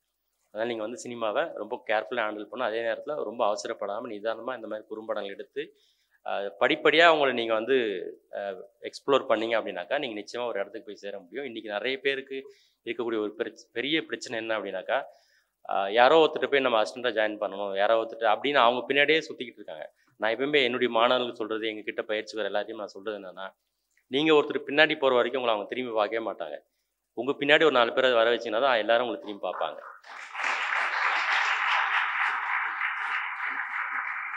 இது மோட்டிவேஷனல் ஸ்பீச் இல்லை, இது வந்து ஒரு எக்ஸ்பீரியன்ஸ்டு ஸ்பீச். அது பெண்களாக இருந்தாலும் சரி, நீங்கள் காதல்கள் தேடும்போது பெண்கள் ஆண் பின்னாடி பண்ணாலும் சரி, ஆண் பெண் பின்னாடி பண்ணாலும் சரி, அவங்க 2 பேரும் பெருசாக விரும்ப மாட்டாங்க. அது கவனிச்செல்லாம் தெரிஞ்சிருக்கும். அந்த லவ் ஃபெயிலியர் ஆயிடும். அதே ஒரு பெண் ஒரு ஆணை இருக்கும்போது, ஒரு ஆண் ஒரு பெண் இருக்கும்போது அது கொஞ்சம் சக்ஸஸ்ஃபுல் ஆயிடும். என்னென்னா நம்ம ஒருத்தர் பின்னாடி போகும்போது அது ஒரு நல்ல பாசிட்டிவாக இல்லை. நம்ம ஏதாவது ஒன்று அச்சீவ் பண்ணிட்டு இல்லை ஏதோ ஒன்று அச்சீவ்னா நீங்கள் பெரிய அச்சீவ் பண்ணணும்னு வாழணும் அவசியம் இல்லை. சும்மா வாழ்ந்தாலே சுகமானது தான். அது ஒன்றும் பெரிய பிரச்சனை இல்லை. நம்ம ஏதாவது செய்யணும்னு நினைக்கும் போதில் நம்ம பின்னாடி 4 பேர் வருவாங்க. ஒரு நல்ல குறும்படம் எடுத்துட்டீங்க அப்படின்னாக்கா நீங்கள் நிச்சயமாக வந்து அடுத்தடுத்த இடங்களுக்கு போயிட்டே இருக்கலாம். அந்த கூழாங்கல் அப்படி தான் நிகழ்ந்தது. அவர் வந்து இதே மாதிரி ஒரு ஷார்ட் ஃபிலிம் பேசலாம் நாங்கள் சென்னையில் நடத்துகிறோம், பாலுமந்திர சார் பேரில். அதுக்கு வந்து அவர் வினோத் வந்து சப்வேன்னு ஒரு ஷார்ட் ஃபிலிம் அமைச்சாங்க. அந்த ஷார்ட் ஃபிலிம் வந்து அதுக்கு பெரிய பின்னாடி கதையெல்லாம் இருக்குது. அதுலேருந்து படிப்படியாக எவால்வேட்டாக ரெவல்யூட் ஆனது தான் அந்த கூழாங்கல் அப்படின்ற படம். ஸோ ஒரு குறும்படத்துலேருந்து படிப்படியாக நீங்கள் போகலாம். பட் திரும்பவும் குறும்படத்தையும் கவனத்தில் வச்சுக்கிங்க. அதை அப்படியே அனாதையை விட்டுட்டு போயிடாதீங்க. திரும்பவும் குறும்படங்கள் எடுங்க. அதில் நீங்கள் கொஞ்சம் கான்சன்ட்ரேட் பண்ணுங்கள். அது ஒரு தனி துறையாக நம்ம வளர்த்துருக்க வேண்டிய அவசியம் இருக்குது. ஏன்னா மெயின் ஸ்ட்ரீமில் நம்ம பேச முடியாத பல விஷயங்களை எந்த விதமான இன்கம் ஜென்ரேட் பண்ண வேண்டிய அவசியமோ இல்லை வருமான நோக்கமோ இல்லாமல் குறும்படங்களில் பேச முடியும். இன்றைக்கி இப்போ மண்ணாசைன்னு ஒரு படம் பார்த்தோம். ஒரு சர்ச்சில் இந்த கிறிஸ்தவத்துக்குள்ள நடக்கக்கூடிய அந்த விஷயத்தை பற்றி ரொம்ப அழகாக அவர் பேசியிருக்காரு. மெயின் ஸ்ட்ரீமில் பேசினீங்கன்னாக்கா பெரிய பிரச்சனை வரும். ஹோலி வாட்டர் நான் பார்க்கல, ஆனால் கதை சொன்னாங்க. நீங்கள் அதை மெயின் ஸ்ட்ரீமில் கொஞ்சம் யோசிச்சு பாருங்களேன். சென்சார்லேருந்தே வராது வெளியில், அது சென்சாரை தாண்டியே வராது. அந்த மாதிரிலாம் இருக்கும்போது தான் நம்மளால் வந்து குறும்படங்களில் மட்டும்தான் பேச முடியும். அதனால் இது ஒரு மிகப்பெரிய ஆயுதம். குறும்படம் அப்படிங்கிறது ஒரு மிகப்பெரிய ஆயுதம். இந்த ஆயுதத்தை நீங்கள் சரியாக பயன்படுத்தினீங்கன்னா அது உங்களையும் சேஃப்டியாக வச்சுக்கும், சமூகத்தையும் சேஃப்டியாக வச்சுக்கும்.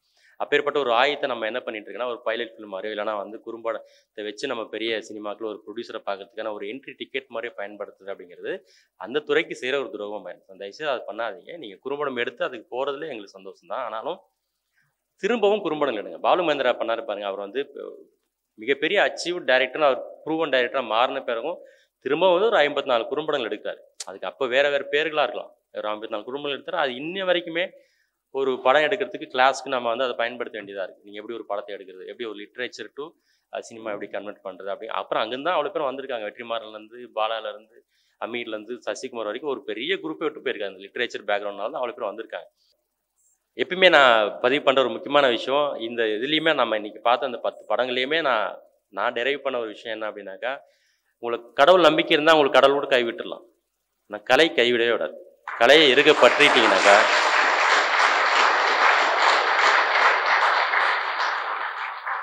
எங்கள் பசங்க தான் ஃபஸ்ட்டு கை தட்டினாங்க. நீங்கள் கை தட்டாமல் போயிருங்கன்றதால இன்ஃப்ளூயன்ஸ் பண்ணுறாங்க. ஸோ அதனால் நிச்சயமாக உண்மை அது. கலையை வந்து உங்களை ஒருபோதும் கைவிடாது. அதை இருக்க பற்றிக்கிட்டீங்க அப்படின்னாக்கா அது உங்களை அப்படியே ஒரு இடத்துக்கு போய் சேர்க்கும். அந்த இடம் வந்து ரொம்ப அலாதியானதாக இருக்கும். அது முக்கியமானது. ஸோ அதை எல்லாருமே டெஃபினட்டாக பண்ணுங்கள்.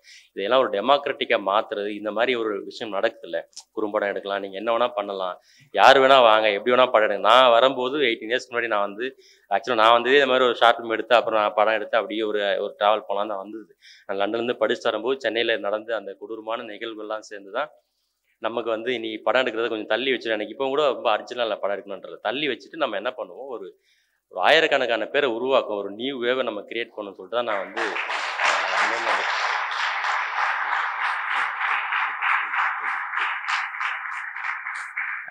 இது பின்னாடி தான் வந்து எங்கள் பசங்க இல்லை, ஒரு நியூ வேவை கிரியேட் பண்ணும் அப்படின்றதுனால தான் நான் வந்து அந்த படம் எடுக்கிற வேலையெல்லாம் ஒதுக்கி வச்சுட்டு இந்த குறும்படங்களுக்கு அப்புறம் ஒரு ஆல்டர்னேட்டிவாக ஒரு மூவ்மெண்ட்டை கிரியேட் பண்ணணும்னு சொல்லிட்டு தமிழ் ஸ்டுடியோ ஆரம்பித்தோம். அதுலேருந்து நாங்கள் பண்ணது என்னென்னா, யார் வேணால் சினிமா எடுக்கவா, யார் வேணால் என்ன வேணால் பண்ணலாம்.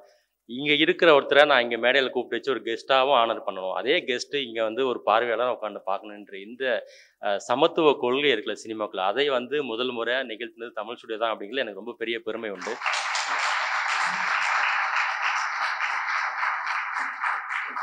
ஏன்னா நாங்கள் பார்த்துருக்கோம் இந்த மாதிரி கூட்டத்துக்கு வந்து இப்போவும் நீங்கள் எங்களுடைய பழைய ஃபோட்டோஸ்லாம் ஆர்கைவ் எடுத்து பார்த்தீங்கன்னா அதில் வந்து இங்கே தரையில் அங்கே பெருசுமெல்லாம் தரையில் உட்கார வச்சு தான் அங்கே மீட்டிங் நடத்துவோம். தரையில் உட்காந்துருக்கிற 10 பேர் நான் டெய்லி எடுத்து பார்ப்பேன். எனக்கு டெய்லி அந்த மெமரிஸ் காட்டும் ஃபேஸ்புக்கில். ஒவ்வொரு நாள் நான் அந்த கூட்டத்தில் எடுத்து பார்த்தா அதுலேருந்து ஒரு 2 பேர் டைரக்டர் இருப்பாங்க, ஒரு டெக்னீஷியன் இருப்பாங்க, ஏதோ இருப்பாங்க. நானே நினைப்பேன் நம்ம இன்ஸ்டாலே போட்டு 2 இயக்குநர்கள் இருக்காங்க கண்டுபிடிங்கன்னு சொல்லலாம்னு சொல்லிட்டு, சார் அது வேணாம், அது அவங்களுக்கே சங்கடமாக இருக்குன்னா அதை பண்ணலை. ஆனால் நான் டெய்லி பார்ப்பேன் எவ்வளோ இயக்குனர் இங்கேருந்து போயிருக்காங்க, எவ்வளோ அசிஸ்டண்ட்டாக ஜாயின் பண்ணியிருக்காங்க. நான் டெய்லி அதை செக் பண்ணி பார்த்துட்டே இருப்பேன். அந்த அளவுக்கு ஒரு டெமோக்ராட்டிக்காக, இந்த டெமோக்ராட்டிக்கில் ஒரு சின்ன பிரச்சனை இருக்குனாலுமே நான் என்ன நினைக்கிறேன்னா, முதல்ல டெமோக்ராட்டிக்காக மாற்றுவோம், அப்புறம் அந்த பிரச்சனையை நம்ம சால்வ் பண்ணிக்கலாம். பிரச்சனை நினச்சிக்கிட்டு இதை மறுபடியும் வந்து ஒரு சர்வாதிகாரமாக நம்ம சினிமா வச்சுக்க வேணாம் அப்படிங்கிறதுல ஒரு பெரிய நம்பிக்கையோடு இருக்குது. அதனால் இங்கே டெமோக்ராட்டிக்காக மாற்றணும்னு நினைக்கிறேன். ரொம்ப ரொம்ப முக்கியமானது, இன்றைக்கி ரவிவர்மன் சார் நம்ம இங்கே பார்த்து இப்படி பேசிட்டு அவர் கூட கை கொடுக்க முடியாது, அவர் அவார்டு வாங்க முடியும் இல்லையா. இது மாதிரி நாங்கள் சென்னையில் அவரை வச்சு நாங்கள் டிஸ்கஷனும் பண்ணியிருக்கோம். யாராக இருந்தாலுமே கூப்பிட்டு ஒரு டிஸ்கஷன் பண்ணியிருக்கோம். ரொம்ப முக்கியமானது, இப்போ தேட்டரில் ஒரு படம் ஓடிட்டு இருக்கோம். சன் டிவியில் தான் முதல் முறையாக என்ன பண்ணாங்கன்னா, உலக தொலைக்காட்சியில் முதல் முறையாக தேட்டரில் ஓடிட்டு இருக்க ஒரு படத்தையே வீட்டில் டிவியில் போடுவாங்க. அது மாதிரி இல்லாமல் நாங்கள் என்ன பண்ணோம், தேட்டரில் ஒரு படம் ஓடிட்டு இருக்கோம், அந்த டேரக்டரையோ டெக்னீஷியனையோ கூப்பிட்டுட்டு நாங்கள் வந்து என்ன பண்ணோம், ஒரு டிஸ்கஷன் கிரியேட் பண்ணோம். அண்டு ஃப்ரெண்ட்ஸ், இது வந்து சென்னையில் நான் எப்பயுமே சொல்கிறது, இந்தியாவில் வேறு எந்த ஸ்டேட்லையுமே அப்படி ஒரு நிகழ்ச்சி நடக்கிறதே இல்லை, நடந்ததுமே இல்லை இது வரைக்குமே. நீங்கள் ஒரு படம் தேட்டரில் பார்ப்பீங்க, அந்த படத்தோட தொடர்புடைய ஏதாவது ஒரு தொழில்நுட்ப கலைஞரோட இயக்குனரோட நீங்கள் டிஸ்கஸ் பண்ணணும் அப்படின்னு நினச்சிங்கன்னா, இந்தியாவில் எந்த ஸ்டேட்லையுமே அப்படி டிஸ்கஸ் நடக்கிறது இல்லை எக்ஸப்ட் தமிழ்நாடு. அதை நடத்துனது முதல் சாதிச்சு காட்டும் தமிழ் ஸ்டுடியோ தான். அந்த மூமெண்ட்டில் தான் அது சாத்தியமானது. நீங்கள் இங்கே வந்து இப்போ ரவிவர்மன் சரியான அவர் மாதிரியான ஒரு இன்டர்நேஷ்னல் ஃபேம் கொண்டவர் வந்து இந்த மாதிரி கோயம்புத்தூருக்குள்ளே வராது அப்படின்னா, அது அவருடைய இது நாங்கள் மட்டும் இல்லை, அவங்களோட பெரிய மனசு காரணம். அதுக்கு முக்கிய காரணம் அந்த மூமெண்ட் அப்படி இயங்குற, அந்த சோசியலிஸ்டாக இயங்குற அந்த தன்மை அவங்கள வந்து அப்படி கூட்டிகிட்டு வருது. அதுக்கு தமிழ்நாட்டில் இருக்கக்கூடிய கலைஞர்களுமே ரொம்ப முக்கியமான காரணம். என்னத்துக்காக நான் எங்களுக்கு தான் அந்த கிரெடிட் எடுத்துக்கிறேன் அப்படின்னா, நான் வரும்போது நான் ஆரம்பத்தில் 18 இயர்ஸ்க்கு முன்னாடி ஒரு கெஸ்ட்டாக கூடும்போது யாருமே அப்படி வரமாட்டாங்க. சில பேருக்கு வந்து என்னையா அது ஏதோ கிறுக்குத்தனமாக பண்ணிட்டு இருக்கீங்க, ஷார்ட் ஃபிலிம் போடுறீங்க. நான் வந்து நாளைக்கு ஒரு நிகழ்ச்சி வந்துச்சுல, அது முதல் முறையாக நிகழ்த்தி காட்டம் நாங்கள் தான் ஒரு ஹாலில் வச்சு 3 குறும்படங்களை போட்டு அந்த குறும்படங்களை பற்றி பேசி நிறை குறைகளை சொல்லி, இப்போ லெனின் சார் இங்கே வருவார் அடிக்கடி. அவர் வந்து என்ன பண்ணார்னா, எங்களை பார்த்துட்டு நான் வந்து கேமரா ஃப்ரீயாக கொடுக்குறேன், எடிட்டிங் ஃப்ரீயாக பண்ணுங்க, நம்ம ஒரு ஷார்ட் ஃபிலிம் வேவை கிரியேட் பண்ணணும்னு சொல்லிட்டு நாங்கள் அதுக்கப்புறம் ஒரு 10 வருஷம் தொடர்ந்து பண்ணோம். அங்கே வந்து திரையிடலுக்கு நாங்கள் வந்து சூஸ் பண்ணி படங்களை ஸ்க்ரீன் பண்ணுவோம். ஸோ அப்படி தான் டெமோக்ராட்டிஸாக நாங்கள் மாற்றிட்டு இருக்கோம். இப்போ என் கண்ணுக்கு முன்னாடி இங்கே ஒரு உதாரணம், உங்கள் இதை நான் எடுத்துக்கிறேமா மென்ஷன் பண்ணிக்கிறேன். கண் முன்னாடி இங்கே நிகழ்ந்த உதாரணம், இப்போ அவங்க வந்தாங்க. ஆக்சுவலாக நானுமே விருதுன்னு பார்த்துன்னா அருண்குமார் வந்து, இது அருண்குமாரும் ரொம்ப முக்கியம். அருண்குமாரோட முதல் குறும்படம் வந்து அவன் ஸ்கூல் பற்றி ஒரு ஷார்ட் ஃபிலிம் எடுத்திருப்பான். பெல் அடிச்சாச்சுன்னு நினைக்கிறேன் அந்த ஷார்ட் ஃபிலிம் பேர். யாருமே பார்த்துருக்க வாய்ப்பு இல்லை. நான் சொல்கிறது ஒரு 15 இயர்ஸ்க்கு முன்னாடி அருண்குமாரோட அந்த ஷார்ட் ஃபிலிம் வந்து நான் பார்த்துட்டு ஃபஸ்ட்டு நாங்கள் அதை வாங்கி எங்களுடைய இதில் ஸ்க்ரீன் பண்ணோம். அன்னிலேருந்து அருணுக்கு எனக்கு ஒரு பெரிய நட்பும் அவனுக்கு என் மேலே ஒரு பெரிய அன்பும் உண்டு. ஸோ எப்போ கூப்பிட்டாலும் அருண் வராப்பில் அங்கேருந்து உட்காந்து பேசுவார். சித்தா முடிச்சோன்னு நாங்கள் கூப்பிட்டோம், அருண் இந்த மாதிரி ஒரு டிஸ்கஸ் வந்து பேசினா.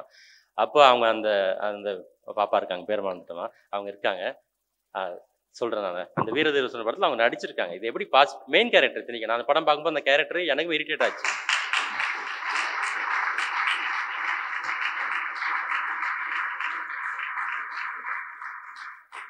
அண்ட் அவங்க தான் மென்ஷன் பண்ணாங்க, how it's possible, how it's happen, how they did it அப்படின்னு நம்ம சேனல்லாம் பார்க்குறோம். அது மாதிரி எப்படி நடந்துச்சு அப்படின்னா, அந்த மீட்டிங்காக வந்தாங்க அவங்க. அப்போ அருண் கூட அவங்க பேசியிருக்காங்க. அப்புறம் அருண் எங்களுக்குமே அந்த கால் பண்ணுற காஸ்டிங் கால்லாம் எங்களுக்கும் அமைச்சார். அதுலேருந்து அவங்க செலக்ட் ஆகி போயிருக்காங்க. அந்த படத்தில் எங்ககிட்ட இருந்து வரப்போ நிறைய பேர் அவர் பயன்படுத்துகிறார் அருண். ஸோ இது என்னன்னா, எவ்வளோ ஒரு ஈஸியான டெமோக்ராட்டிக்காக மாறி இருக்குன்னு பார்த்துங்க. ஒரு வாய்ப்புங்கிறத நம்ம இப்படி அடைய முடியும். அதை தாண்டி நம்ம அவங்க பின்னாடியே போய்கிட்டு ஒரு ஃபோட்டோ சீட்டில் பின்னாடியே போயிருந்தோம், அதெல்லாம் நடக்காது. இதே மாதிரி மிஸ்கின்ட்டு அசிஸ்டண்டாக போனால் நிறைய பேர் வந்து இன்றைக்கி ஒரு 100 பேர் வெயிட் பண்ணிட்டு இருக்காங்க. அவர் எங்கள் மீட்டிங் வர ஒரு வருஷத்துலேயே 10-20 முறை வருவார். இந்த மாதிரி பக்கத்துலேயே வந்து பசங்க உட்காந்துருப்பாங்க. ஒரு ஸ்கூல் 12th படிக்கிற பையன், 12th விட முடிக்கல, நேராக வரும், அவரை கட்டி பிடிச்சிக்குவான், மொத்தம் கொடுப்பா போயிடுவான். பெர்ஃபார்மன்ஸ் இது. மிஸ்கினே சொல்லுவார் என்னன்னா, ஒரு ரோட்டில் போகிறீங்க, 4 பேர் 10 பேர் உங்கள்கிட்ட பிச்சை கேட்பாங்க, நான் யாருக்கும் போட மாட்டோம். யாரோ ஒருத்தனுக்கு நீங்கள் பிச்சை போட்டிருப்பீங்கல்ல, அது காரணம் உங்கள் பெரிய மனசு இல்லை, அவனோட பெர்ஃபார்மன்ஸு.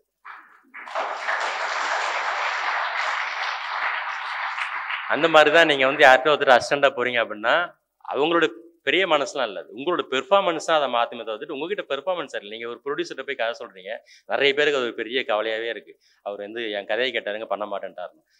என்ன நம்ம நினைக்க வேண்டியிருக்கு அப்படின்னா, இது மோட்டிவேஷனலாக இல்லை, ரியல் யதார்த்தம் என்ன அப்படின்னா, நம்மளோட பெர்ஃபார்மன்ஸ் சரியா இல்லை. நம்ம ப்ராப்பராக கதையை கன்வே பண்ணியிருக்க மாட்டோம், இல்லை ப்ராப்பராக சொல்லியிருக்க மாட்டோம், நரேஷனில் பிரச்சனை இருந்திருக்கும், அந்த மாதிரி ஏதாவது இஷ்யூ இருந்திருக்கும், இல்லை கதையே பிரச்சனையாக இருந்திருக்கும். எனக்கு ஒரு ப்ரொடியூசர் வந்து ஒரு 50 லட்ச ரூபா 50 லட்சம் கொடுப்பாங்களான்னு தெரியல, ஒரு 5 லட்சம்னு வச்சுக்கோமா, 5 லட்சம் அட்வான்ஸ் கொடுத்து நீங்கள் அடுத்த படம் ஸ்டார்ட் பண்ணுங்கன்னு சொன்னால், நான் அடையிற மகிழ்ச்சியை விட இங்கே இருக்கிற யாரோ ஒருத்தர் எங்களால் நடிகராகவோ இல்லை இயக்குனராகவோ இல்லை ஏதோ ஒரு டெக்னீஷியனாக மாறி உங்களால் இது நடந்துன்னு சொல்லும்போது எனக்கு கிடைக்கிற மகிழ்ச்சி தான் ரொம்ப ரொம்ப பெருசு. எனக்கு அதுதான் ரொம்ப பிடிச்சும் இருக்கு.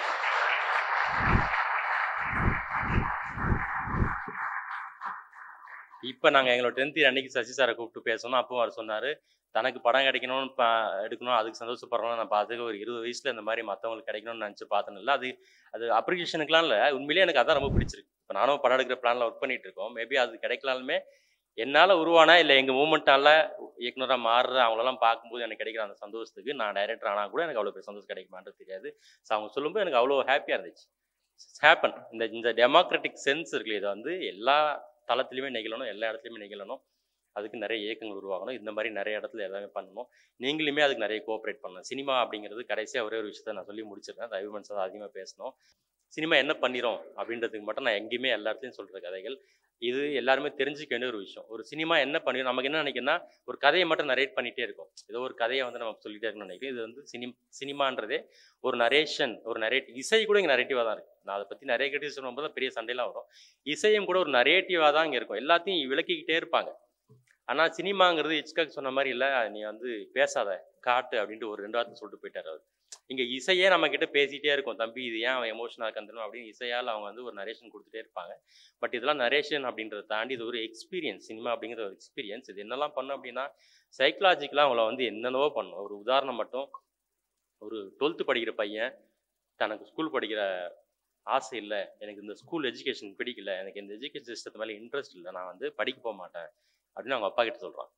நீங்கள் ஏன்னா 12th படிக்கும்போது இப்போ ஒரு பையன் வந்தான், 12th பையன், அவங்க அப்பா கிட்ட சொன்ன என்ன பண்ணியிருப்பாரு? தொடப்பு கட்டியோ செருப்பு கழட்டி அடித்து மரியாதை நாளே இந்த ஸ்கூலுக்கு போக சொல்லி அவனை மிரட்டி இல்லைன்னா வந்து போட்டு சாத்திருப்பாங்க. அதிகபட்சம் அப்பா வந்து என்ன பண்ணுவாங்கன்னா, அடிக்காத சில அப்பாக்கள் இருப்பாங்க, ஒரு வாரம் கழிச்சு போயிடுவா, ஒரு வாரம் நம்ம எங்கன்னா வெளியில் போயிட்டாரு, ஒரு நல்ல அப்பா வந்து அப்படிலாம் பேசுவாங்க. ஆனால் பரவாயில்ல நீ போக வேணாம், ஸ்கூலாவது மண்ணாங்கட்டியான்னு சொல்கிற அப்பா யாராவது இருப்பாங்களா? இருக்கவே மாட்டாங்க. ஆனால் அந்த பையனோட அப்பா சொன்னார், பரவாயில்ல தம்பி நீ ஸ்கூல் போக வேணாம், நம்ம 2 பேரும் வந்து இங்கேயே இருப்போம், ஜாலியாக நம்ம பேசிட்டு ஜாலியாக விளையாட்டு இருப்போம், நீ ஸ்கூலுக்கு போக வேணாம், நீ விட்டுரு, ஜாலியாக இருக்கு, கவலைப்படாத அப்படின்னு சொல்கிறான். அவன் ரொம்ப ஜாலியாக இருந்தான். ஆனால் அவர் என்ன சொன்னார்னா, ஒரு இஃப் கண்டிஷன் மட்டும் சொன்னார். நீ ஸ்கூல் போக வேணாம், உன்னோட விருப்பப்படி நீ வீட்டில் இருந்து என்ன வேணா பண்ணிக்கோ, எனக்கு ஒரே ஒரு கண்டிஷன் மட்டும் இருக்குது, நம்ம 2 பேரும் சேர்ந்து வாரத்துக்கு ஒரு 3 படம் பார்க்கணும், ஒரு 3 சினிமா பார்ப்போம், 3 சினிமா பற்றி நம்ம டிஸ்கஸ் பண்ணணும், உட்காந்து பேசணும், இதுக்கு ஓகேன்னு நீ சினிமா ஸ்கூலுக்கு போக வேணாம். நம்ம என்ன எல்லாருக்கும் அது பெரிய ப்ரைஸ் இல்லை, செம ஜாலி இல்லை அது, 3 சினிமா மாதத்துக்கு அப்பா கூட டிஸ்கஷனு, ஸ்கூல் போக வேணாம் அப்படின்றது அவன் ரொம்ப என்ஜாய் பண்ணி அவன் ஓகேப்பா அப்படின்னு சொல்லிட்டான். ஸோ அன்னிலேருந்து அவங்க அப்பா என்ன பண்ணியிருக்காருன்னா, தொடர்ந்து ஒரு 45 வீக்ஸோ இல்லை 50 வீக்ஸ் 1 இயர் நினைக்கிறேன் கிட்டத்தட்ட, தொடர்ந்து ஒரு 54 படங்களை போட்டிருக்காரு. போட்டு அந்த 54 படங்கள் நிகழ்கிற காலகட்டத்துக்குள்ளே இவனுக்கு என்னெல்லாம் நடந்துச்சு அப்படின்னா, இவன் ஒரு ட்ரக் அடிக்ட் ஆகிட்டான். ஏன் அடிக்ட் ஆனான்னா, ஒரு பெண் மேலே அவர் காதல் வச்சு அந்த காதல் தோல்வியில் ட்ரக் அடிக்ட் ஆனான். அவன் வாழ்க்கையே நிலை குலைஞ்சு போயிடுச்சு. அவன் இனிமேல் அழியறதுக்கு தகுதியானவன், வாழ்றது தகுதி அற்றவன் அப்படின்னு ரேஞ்சுக்கு அவன் போயிட்டான். இந்த ஒவ்வொரு நிகழ்வு நடக்கும்போது அவங்க அப்பா என்ன பண்ணுறாரு, ஒரு படத்தை போட்டு அவனை மீட் எடுக்கிறார். இப்போ அவன் வந்து ஒரு லவ் ஃபெயிலியரை போயிட்டான் அப்படின்னா, லவ் ஃபெயிலியரை பற்றின படங்கள்லாம் ஸ்க்ரீன் பண்ணி அதில் வந்து அவங்க டிஸ்கஸ் பண்ணுறாங்க. சரி, படங்கள் அப்படிங்கிறது வெறுமனே பார்க்குறது மட்டும் இல்லை, அதை பற்றி விவாதிக்கிறது. இந்த விவாதிக்கிறது தான் ரொம்ப ரொம்ப முக்கியமானது. லண்டனில் இங்கே நம்ம மேட்ச் பார்க்குறோம்ல, நேற்று நான் கூட இங்கே மேட்ச் பார்த்தேன், 4 அடித்தா 6 அடித்தா கை தட்டுறாங்க, விசில் அடிக்கிறீங்க, என்ஜாய் பண்ணுறாங்க. இது பேர் தான் ரசிக்கத்தன்மை. இதனால் எந்த விதமான முன்னேற்றம் நமக்கு வாழ்க்கையில் நடக்கவே போகிறதில்ல. ஆனால் அதை பற்றி ஒரு விவாதம் நடக்கும். ஒரு ஃப்ரண்ட் ஃபுட்டில் வந்து அவன் அடிக்கிற அவன் ஷாட்டை பற்றி ஒரு மணி நேரம் பேசிட்டே இருப்பாங்க, ரூம் போட்டுலாம் டிஸ்கஸ் பண்ணுவாங்க. நான் படிக்கிற போது லண்டனில் பார்த்தது, ஒரு கிரிக்கெட்டில் நம்ம பேசாத கேட்காத பல டெக்னிக்கல் வேர்ட்ஸ்லாம் நான் கேட்டிருக்கேன். அவ்வளோ அழகாக அவங்க டிஸ்கஸ் பண்ணுவாங்க. சினிமாவை பற்றி அவங்க பேசுகிறத நீங்கள் கேட்டிங்க அப்படின்னா வந்து அது ஒரு 4 நாள் சோறு தண்ணி இல்லாமல் பேசிட்டே இருக்கலாம், அவ்வளோ பேசுவாங்க. அங்கேருந்து நிறைய டேரக்டர்ஸ் தான் வந்திருக்காங்க, எல்லாருக்குமே தெரிஞ்சிருக்கும்னு நினைக்கிறேன். மிகப்பெரிய டேரக்டர்ஸ்லாம் வந்திருக்காங்க. அவங்க பற்றி பேசும்போதெல்லாம் நீங்கள் அதெல்லாம் கேட்டிங்கன்னா அந்த விவாதம் மாதிரி இங்கே நம்ம ஊரில் நடந்தது இல்லை. ஆனால் அவங்க அப்பா என்ன பண்ணுவார்னா, அந்த பையனோட அப்பா படங்களை போட்டு டிஸ்கஸ் பண்ணுவார், என்னெல்லாம் பேசலாம் அப்படின்னு பேசி அந்த பையன் என்ன பண்ணியிருக்கான், அந்த காதல் தோல்வியிலேருந்து மீண்டு வந்தான், ட்ரக் அடிக்ஷன்லேருந்து மீண்டு வந்திருக்கான். ட்ரக் அடிக்ஷன்லேருந்து என்ன பண்ணாலும் இப்போலாம் மீண்டு வரதுக்கு இங்கே வாய்ப்பில்லை, அந்த அளவுக்கு போயிடுச்சு. ஆனால் அவங்க அப்பா சினிமா மூலமாக மீட்டு கொண்டு வந்திருக்காரு. அப்புறம் அந்த பையன் என்ன அப்படின்னா, அந்த ஒரு 54 படங்களில் முக்கியமான படங்கள் life is beautiful, bicycle thieves, இந்த மாதிரி 54 படங்கள் நீங்கள் எல்லாருமே கேள்விப்பட்ட படங்கள் தான். நீங்கள் கேள்விப்படாத சில 20-30 படங்களுமே அதில் இருக்குது. இந்த படங்களெல்லாம் போட்டு அவர் என்ன பண்ணாருன்னா, அந்த பையனை மீட் எடுத்தார். 12th படிக்காத அந்த பையன் பிற்காலத்தில் ஒரு பெரிய கம்பெனி நிறுவி அந்த கம்பெனிக்கு வந்து எம்டியாக மாறினான். அண்ட் இது வந்து கதை இல்லை, நிஜம். கனடாவில் டேவிட் கில்மர், அவர் பெரிய நாவலிஸ்ட், சும்மா கூகுள் பண்ணி பார்த்தீங்கன்னா டேவிட் கில்மர்னு பேர், ஒரு நாவலிஸ்ட். ஃபிலிம் கிளப் அப்படின்னு ஒரு புக் எழுதியிருக்காரு. அந்த புக்கு இங்கிலீஷில் இருக்குது, நாங்கள் அதை அடுத்த வருஷம் தமிழில் கொண்டு வருவோம். ஃபிலிம் கிளப்ன்றது புக்கு பேர், டேவிட் கில்மர்னு ஆத்தர் பேர். இந்த கதை முழுக்க அவர் அப்படியே எழுதியிருக்காரு. அந்த அப்பா அவர் தான், அந்த பையன் அவரோட சொந்த பையன்.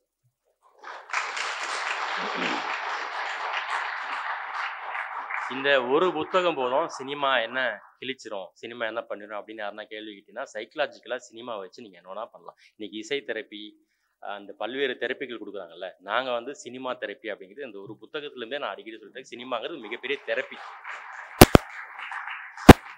உங்களுடைய குறும்படங்களுமே உங்களுக்கு ஒரு பெரிய தெரப்பி. ஒரு தம்பி சொன்னார்ல, நான் வந்து டிப்ரெஷனில் இருந்தேன், அதுலேருந்து ஒரு படத்தை பண்ணேன். அந்த படம் பல பேர் டிப்ரெஷனை ரிமூவ் பண்ணியிருக்கு. ஸோ ஒரு டிப்ரெஷன் ரிமூவ் பண்ணுற அந்த முள்ளால் எடுக்கிற ஒரு தெரப்பியெல்லாம் வந்து சினிமாவில் மட்டும்தான் நினைக்கலாம். அதை வந்து நீங்கள் எடுக்கும்போது உங்களுக்குள்ளேயே கோடி கணக்கான கொடுத்தாலும் சுரக்க முடியாத அளவுக்கு டோபமைனை சுரக்கக்கூடிய ஒரு மிகப்பெரிய ஆர்ட் வந்து சினிமா. அதை யாரும் கைவிட்டுறாதீங்க, அது உங்களையும் கைவிடாது. இந்த சினிமாவில் இன்னெல்லாம் பண்ண முடியுன்றதுக்கு நிறைய இருக்குது. நம்ம இன்றைக்கி அதை பற்றி என்னுடைய கிளாஸில் என்னுடைய ஸ்பீச்சில் இது ஒரு சின்ன அறிமுகம் தான். சார் பேசுனதுனால இதோட முடிச்சுக்கிட்டு இந்த குறும்படங்களுக்கு அப்புறம் அந்த பரிசு கொடுத்த விஷயத்தை பற்றி ஃபைனலாக சொல்லிடுறேன். எப்படி இருந்தாலும் நான் அதை ஒரு 18 இயர்ஸ் எனக்கு எக்ஸ்பீரியன்ஸ் இருக்குது. பேசி முடிச்சுட்டு கடைசியில் வந்து என்ன அசிங்கமாக திட்டிட்டுலாம் போவானுங்க, விருது கிடைக்கலாம் அப்படின்றதுனால. அது அவங்களுடைய அந்த மனக்கவலையெல்லாம் புரிஞ்சுக்கணும். இப்போ சொன்ன மாதிரி தான், ஒரு விருது அப்படிங்கிறது அது ஈவன் கான்ஸாக இருந்தாலும் ஆஸ்காராக இருந்தாலும் சரி, பார்க்கவர்களுடைய அந்த நேரத்தோடைய நமக்கு ஒரு தியேட்டருக்கு போய் ஒரு படம் பார்க்கும்போது, சத்தியம் தியேட்டருக்கு போய் பார்த்தா எல்லா படமே எனக்கு பிடிக்கும். விஸ்வதுலிஸ்னு ஒரு படம், அந்த தேட்டர் நானும் என் ஃப்ரெண்டு 2 பேர் தான் பார்த்தோம். ஒரு 15 இயர்ஸ் முன்னாடி மம்முட்டி நடிச்சிருப்பார், யாருமே பார்க்கல. எங்களுக்கு அந்த படம் ரொம்ப பிடிச்சிருந்துச்சு. என்ன காரணம் எனக்கும் தெரியாது இது வரைக்கும். ஆனால் ஏன் அப்படி நடக்குதுன்னா, ஒரு சூழ்நிலை, ஒரு அட்மாஸ்பியர், மூட் செட் இதெல்லாம் சேர்ந்து தான் ஒரு விஷயத்தை நிகழ்த்துது. அப்புறம் அந்த அந்த இயக்குநர்களுடைய அந்த ஜூரிஸோடைய சரௌண்டிங்ஸ் எல்லாம் சேர்த்து அதை டிசைட் பண்ணுது. ஒரு விருது கிடைக்கல அப்படின்றதுனால நம்ம படம் வந்து கீழானதும் இல்லை, ஒரு விருது கிடைச்சிடுச்சுன்றதுனால நம்ம படம் மேலானதும் இல்லை, நம்ம வந்து ஒரு பிரமாதமாக எடுத்துட்டதும் இல்லை. ஒரு சின்ன அப்ரிசியேஷன் அவ்வளோதான். அது இந்த இடத்துக்கு மட்டும்தான். இதே மதுரையில் வேற ஒரு ஃபெஸ்டிவல் நடக்குதுதான், இங்கே ஃபர்ஸ்ட் ப்ரைஸ் வாங்கின படம் வாங்காமலும் போகலாம், இங்கே வந்து நிராகரிக்கப்பட்ட படம் அங்கே ஃபர்ஸ்ட் ப்ரைஸாக வாங்கலாம். இது வந்து சூழ்நிலையையும் அந்தந்த மூட் செட்டையும் இதெல்லாம் பொறுத்து தான். அதனால் நீங்கள் யாருமே வந்து எங்களுக்கு விருது கிடைக்கலனோ இல்லைனா வந்து கொடுக்கப்பட்ட விருது வந்து தகுதியானது இல்லைனோ அப்படி அந்த மாதிரி டிஸ்கஸ் பண்ணாதீங்க. அதை வெளியில் போய் நீங்கள் அழகாக ஒரு ஒரு மேம்பட்ட குடிமக்களாக டிஸ்கஸ் பண்ணலாம். படைக்கப்படும் போது யாருக்கும் அறிவு இருக்கிறது இல்லை, படிக்கப்படும் போது எல்லாருக்கும் அறிவு வருது. படித்து தான் எல்லாரும் அறிவோடு வந்திருக்காங்க. அதனால் பிறப்பால் எந்த உயர்வும் தாழ்ச்சியும் இல்லை, அது அவங்களுடைய அறிவின் பொருட்டு தான் கிடைக்கிறது. அதனால் அவ்வளோ அறிவோடு தான் அவங்க செலக்ட் பண்ணியிருக்காங்க. அதனால் இந்த விருதுகள் கிடைச்சவங்க சந்தோஷப்படுவாங்க, கிடைக்காதவங்க அடுத்தடுத்த இடங்களுக்கு அனுப்பி அதை ட்ரை பண்ணுங்கள், அல்லது அடுத்தடுத்த படங்கள் எடுத்து அதை ட்ரை பண்ணிட்டே இருங்க. இது ஒரு மூமெண்ட்டாக ஃபாலோ பண்ணுங்கள். இதை வச்சு நிறைய தெரப்பி நீங்கள் ட்ரை பண்ணுங்கள். உங்களையே அதை வந்து மாற்றுற அந்த அந்த கிராஃபை கவனித்து பாருங்கள். எந்த இடத்துல சினிமா உங்களை மாற்றுனது கவனிங்க. அது மேலே ஒரு பேஷனேட்டடாக இருங்க. அது தொடர்ந்து அது மேலே ஒரு பெருத்த காதலோடு இருங்க. அது உங்களை நிச்சயமாக வந்து வாழ்நாள் முழுக்க ஏதோ ஒரு பெரிய இடத்துக்கு கூப்பிட்டு போகும். அதுக்கு துணையாக நாங்களும் இருப்போம்னு சொல்லி என்னோட உரையை முடிச்சுக்கிறேன். ரொம்ப நன்றி. Thank you very much. அண்டு மிக முக்கியமாக வந்து நன்றி சொல்ல வேண்டியது ரவிமன் சாருக்கு. அவர் வந்து எங்கள் மேலே பெரிய காதலோடு இருக்கக்கூடிய சினிமா துறையில் ரொம்ப ரொம்ப முக்கியமானவர். அவர் நம்ம முதல்ல மீட் பண்ணும்போது என்னுடைய ஒரு வெப்சைட் வச்சுருந்தோம் கூடுன்னு சொல்லிட்டு, லிட்ரேச்சருக்கான வெப்சைட். அதுக்கு ஒரு தொடர் எழுதி கொடுங்கன்னு தான் நான் அவர்கிட்ட போய் கேட்டேன். அவர் யாதும் ஊரே ஆரம்பிக்கல தொடர் எழுதினார். மிக முக்கியமான ஒரு நாவல் அது அது வந்து நாங்கள் இன்னும் பப்ளிஷ் பண்ணல. அவர் கொஞ்சம் பிஸியாக இருக்கிறதுனால அவர் எடிட் பண்ணி கொடுக்கல. முக்கியமான நாவல், ரொம்ப பெரிய லிட்ரேச்சர் பேக்ரவுண்ட்லேருந்து வரக்கூடிய ஒரு சினிமா கலைஞர்களால் தான் இவ்வளோ டெப்த்தாலாம் பர்ஃபி மாதிரி ஒரு படத்தை நீங்கள் எவ்வளோதான் ட்ரை பண்ணாலுமே அந்த சினிமாட்டோகிராஃபியை கொடுத்துடவே முடியாது.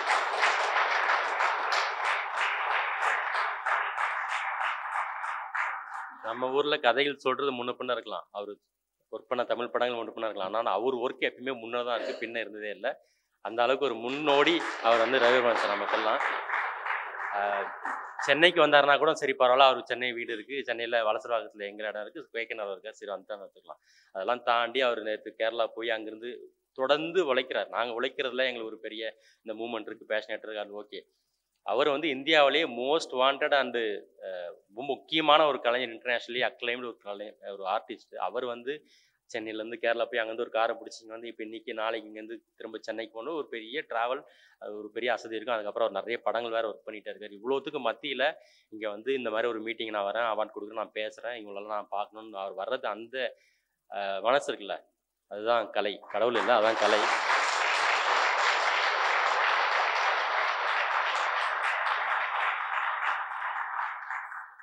அன்பே கலை, கலையே அன்பு. ஸோ ரவிவர்மன் சார் ரொம்ப ரொம்ப நன்றி சார் உங்கள் அந்த வருகைக்கு. உங்களால் இந்த கோயம்புத்தூருக்கு ஒரு பெரிய ஃபோக்கஸும் கிடைச்சிருக்கு. இது வந்து தொடர்ந்து நிறைய ஒர்க் பண்ணுறதுக்கு ஒரு பெரிய உத்வேகமாக இருக்கும். அண்ட் அவர் ஓப்பன் பண்ணி வச்ச புத்தக கடை எங்களுக்கு சென்னையில் ரொம்ப பிரமாதமாக ஊரே பார்த்து கண்ணு வைக்குதுன்னு சொல்லுவாங்கள்ல, அது பெரிய ஆர்டிஸ்ட் அப்படி சொல்ல முடியாதுன்னு வச்சிங்களேன். ஆனாலும் அது வேறு என்ன கண்டுபிடிச்சி சொல்கிறதுன்னு தெரியல. கண் வைக்கிற அளவுக்கு புத்தக கண்காட்சியிலும் சரி, எங்கள் பியூர் சினிமா புத்தக கண்காட்சியும் தமிழ்நாடு முழுக்க கண் வைக்கிற ஒரு பெரிய இடம் அது. அது இங்கேயும் நடக்கும்னு நினைக்கிறேன். அது அவருடைய அன்புனால் நிகழ்கிறது. ரொம்ப நன்றி sir. Thank you very much sir.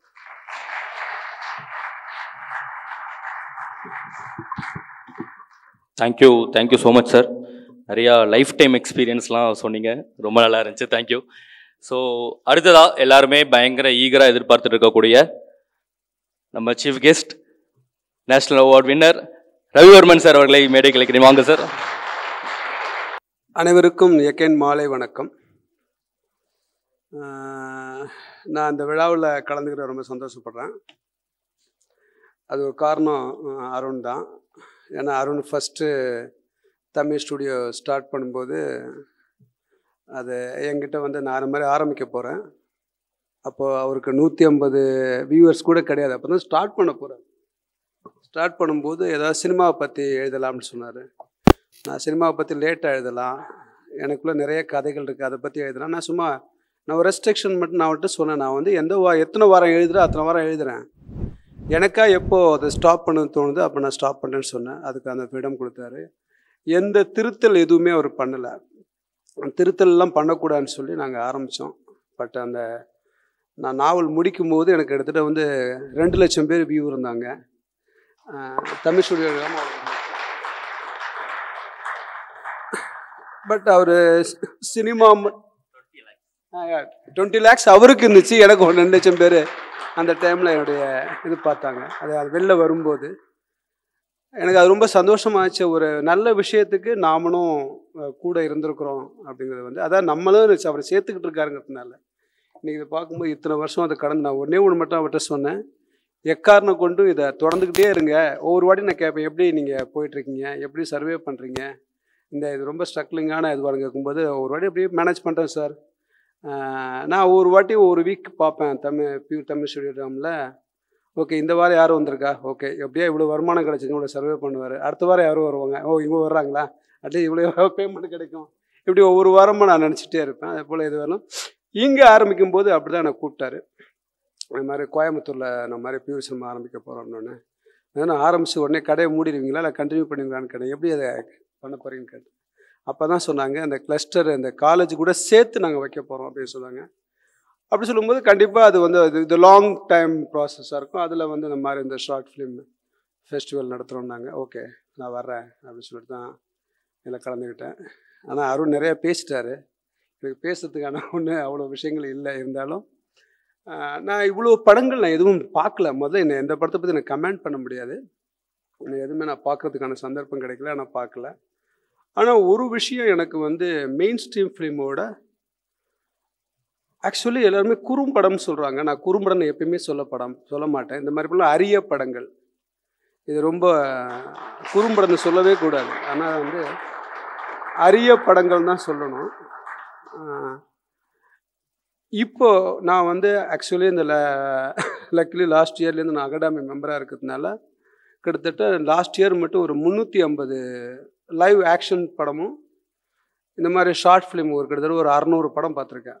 கிட்டத்தட்ட 3 மாதம் தொடர்ந்து மார்னிங் 4 o'clock எழுந்திரிச்சேன்னா நைட்டு 12 மணிக்கு வரல நான் படம் பார்த்துட்டே இருப்பேன். இதெல்லாம் இல்லாமல் வந்து ஃபியூச்சர் ஃபிலிம் ஒரு 350 ஃபிலிம் பார்த்தோம். அதெல்லாம் வேறு. பட் எனக்கு ரொம்ப இன்ட்ரெஸ்ட் வந்து இந்த ஷார்ட் ஃபிலிம் பார்க்கணும் அப்படின்னா அந்த ஷார்ட் ஃபிலிம் வந்து new world, new mind, new thought. அதாவது ஃபியூச்சர் ஃபிலிமுக்கு வந்து நமக்கு வந்து நிறைய ரெஸ்ட்ரிக்ஷன் இருக்குது, கமர்ஷியலு, பிஸ்னஸ்ஸு.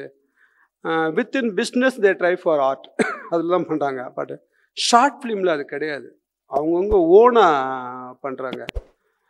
நான் வந்து ஆக்சுவலாக நான் என்னென்னா சில நேரங்களில் எனக்கு ரொம்ப வெக்கமாக இருக்கும். ஏன்னா ஒரு சாதாரண கென்யாவாக இருக்கட்டும், ஒரு ஸ்மால் கண்ட்ரி கூட அந்த கண்டென்ட்டில் வந்து ஒரு சோஷியல் அவேர்னஸ் இருக்கும். அதாவது பாவர்ட்டியோட நிறைய பாசிட்டிவான விஷயங்கள் நிறைய அந்த ஷார்ட் ஃபிலிமில் சொல்லியிருப்பாங்க. ஆனால் நம்ம படங்கள் பார்க்கும்போது நிறைய பாவர்ட்டி ப்ளஸ் வந்து பிரச்சனைகளே நிறைய நம்ம சொல்லிக்கிட்டே இருக்கிறோம். அதாவது ஒரு விஷயம் ஒரு சாதி சார்ந்த படமாக இருந்தால் அது போல் பல படங்கள் அது சம்மந்தப்பட்ட இருக்குது. இந்த மாதிரி பாவர்ட்டியை பற்றி இருக்கு. ஏன்னா பாவர்ட்டி வந்து நம்ம வாழ்க்கையோட வந்தது. ஆனால் அந்த பாசிட்டிவான விஷயங்களை அது இன்னோவேட்டிவாக நீங்கள்லாம் சொல்ல ட்ரை பண்ணணும். எனக்கு அதாவது குறும்படங்களில் பாசிட்டிவான விஷயங்கள் சொல்லணும், அதில் சோஷியல் அவேர்னஸ் விஷயங்கள் சொல்லணும். இது பெரிய ஒரு பிஸ்னஸும் இருக்குது. இப்போ அருண் சொன்ன மாதிரி இது கரெக்டாக சேனல் பண்ணால், நீங்கள் இதை கரெக்டாக மூவ் பண்ணிங்கன்னா உங்களுக்கு ரெக்கக்னேஷனும் கிடைக்கும், நீங்கள் போட்ட மணியும் கிடைக்கும். அது பிஸ்னஸ், அதை நம்ம கொண்டு போய் சேர்க்கணும். நம்ம இந்தியாவில் மட்டும்தான் அது பண்ணுறதே இல்லை. ஃபிலிம் மேக்கிங்கில் உலகத்தில் அதிகமான ஃபிலிம் மேக்கிங் பண்ணுறது இந்தியா. அதுலேயும் ஜாஸ்தி ஃபிலிம் மேக் பண்ணுறது வந்து சவுத் இந்தியா. நம்ம தான் வந்து வேர்ல்டில் அதிகமாக ஃபிலிம் மேக்கிங் பண்ணுறோம். ஆனால் நமக்கு அதுக்கான ரெக்கக்னேஷன் கிடைக்குதா அப்படின்னு கேட்டிங்கன்னா ரொம்ப குறைவு. தரம் இல்லையா, இல்லை தரமாக நம்ம பண்ணலையா, இல்லை நம்ம எல்லாம் வந்து கமர்ஷியல் நோக்கி போய்கிட்டே இருக்கோமா, இப்போ ஒரே மாதிரி படங்களை நோக்கி அதே போல் ஃபாலோ பண்ணுறோமா அப்படிங்கிறது எனக்கு என்ன, இது மாதிரி பல கேள்விகள் எனக்குள்ளே இருக்குது. நாமளும் கொஞ்சம் அந்த பிஸ்னஸை விட்டு நல்ல படங்கள் பண்ணணும் அப்படின்னு நினச்சோன்னா நம்ம யோசிச்சோம்னு வச்சுங்களேன், ஒரு 10 வருஷத்துக்கு முன்னாடி நம்ம சொன்னோம்னா நிறைய டைரக்டர்ஸை சொல்லலாம், வெரைட்டியான டைரக்டர்ஸ் இவங்க அந்த படம். இந்த 10 வருஷத்துக்குள்ளே பார்த்திங்கன்னா ஒரே மாதிரி அந்த ஒரே வரிசையில் நிறைய படங்கள், ஒரே மாதிரி அலைவரிசையில் ஒரே மாதிரி விதங்களில் நிறைய படங்கள் வரும். முன்னாடி கமர்ஷியலாக ஓடி இருக்கும், சக்ஸஸ் ஆகிருக்கும். அதுக்கு பிறகு என்னென்னா நம்ம சக்ஸஸ் சில படங்கள்லாம் நல்ல படங்கள் ஃபெயிலியர் ஆகிடும், அதை அப்படியே போட்டு அடுத்த வேலையை ஆரம்பிச்சிருவாங்க. ஆனால் அதுக்கு ஒரு சேனல் ஒர்க் பண்ணணும். இது வந்து இப்போல்லாம் வந்து ஃபெயிலியருங்கிறதா வந்து ஃபெயிலியரை கூட வந்து பார்த்துருவாங்க எல்லாருமே. ஒரு படம் ஓடலாம் கூட, அந்த படம் ஃபெயிலியர் ஆச்சுன்னா கூட அதை கரெக்டாக சேனல் பண்ணி மூவ் பண்ணால் இட் இஸ் பார்த்துடலாம். இப்போ இந்த குறும்படம், ஷார்ட் ஃபிலிம், விஷுவல் கம்யூனிகேஷன் இதெல்லாம் நம்ம பார்ட் ஆஃப் லைஃப் ஆகிடுச்சு. முன்னாடிலாம் இருந்ததை விட இப்போ நமக்கு அது ஒரு பார்ட் ஆஃப் லைஃப் ஆகிடுச்சு. இப்போ இவ்வளோ பேர் இந்த ஊரில் இவ்வளோ பேர் இப்போ இருக்காங்க. அதுவும் நான் குறிப்பாக எனக்கு கோவை ஏன்னு கேட்டிங்கன்னா சொன்னேன், சினிமா தோன்றியது சேலம் கோவை தான். அதாவது ஸ்டுடியோ ஸ்டார்ட் ஆனது வந்து சேலம் கோவை தான். இங்கேருந்து தான் அப்படி கொஞ்சம் கொஞ்சமாக நான் வந்து மெட்ராஸ்க்கு வந்துச்சு. அதாவது நிறைய அந்த ஃபிலிம் ஆர்ட் ஃபார்ம் இங்கே நிறைய இருக்குது. ஸோ அது ஒரு காரணம். நான் திரும்பி இங்கே ஆரம்பிக்கிறதுனால ரொம்ப சந்தோஷமாக இருக்குது. இங்கே ஆரம்பிக்க போகிறாங்க. இங்கே கூட இப்போது ஃபிலிம் ஸ்கூல் கூட ஆரம்பிக்க போகிறேன்னு சொன்னாங்க. இதெல்லாம் நல்ல விஷயம். இது கரெக்டான சேனல் பண்ணால் it is very good for every one. இந்த ஷார்ட் ஃபிலிமில் கலந்துக்கிட்ட அத்தனை பேருக்கும் என்னுடைய வாழ்த்துக்கள். நாட் ஓன்லி ஃபஸ்ட்டு செகண்ட் தேர்டெலாம் கிடையாது, இதில் கலந்துக்கிட்ட அத்தனை பேருக்கும் என்னுடைய வாழ்த்துக்கள். ஏன்னா சக்ஸஸ் மட்டுமே ஒரு கோல் கிடையாது, ஃபெயிலியர் மட்டுமே ஒரு டிசிஷன் கிடையாது. ரெண்டுலேயுமே நமக்கு மிஸ்டீரியஸ் இருக்குது. ரெண்டுலேயுமே இட் இஸ் ஃபெயிலியர்னா இன்னும் பவுன்ஸ் பேக்கு. இன்னும் ஒரு 10 அடி தாண்டவும் 100 அடி நாங்கள் ட்ரை பண்ணணும், 200 அடி நாங்கள் ட்ரை பண்ணணும். சக்ஸஸ் ஆனவங்க ஓகே அது அது அவருடைய ஓகே அடுத்த ஸ்டெப்ஸ் போயிட்டே இருப்பாங்க.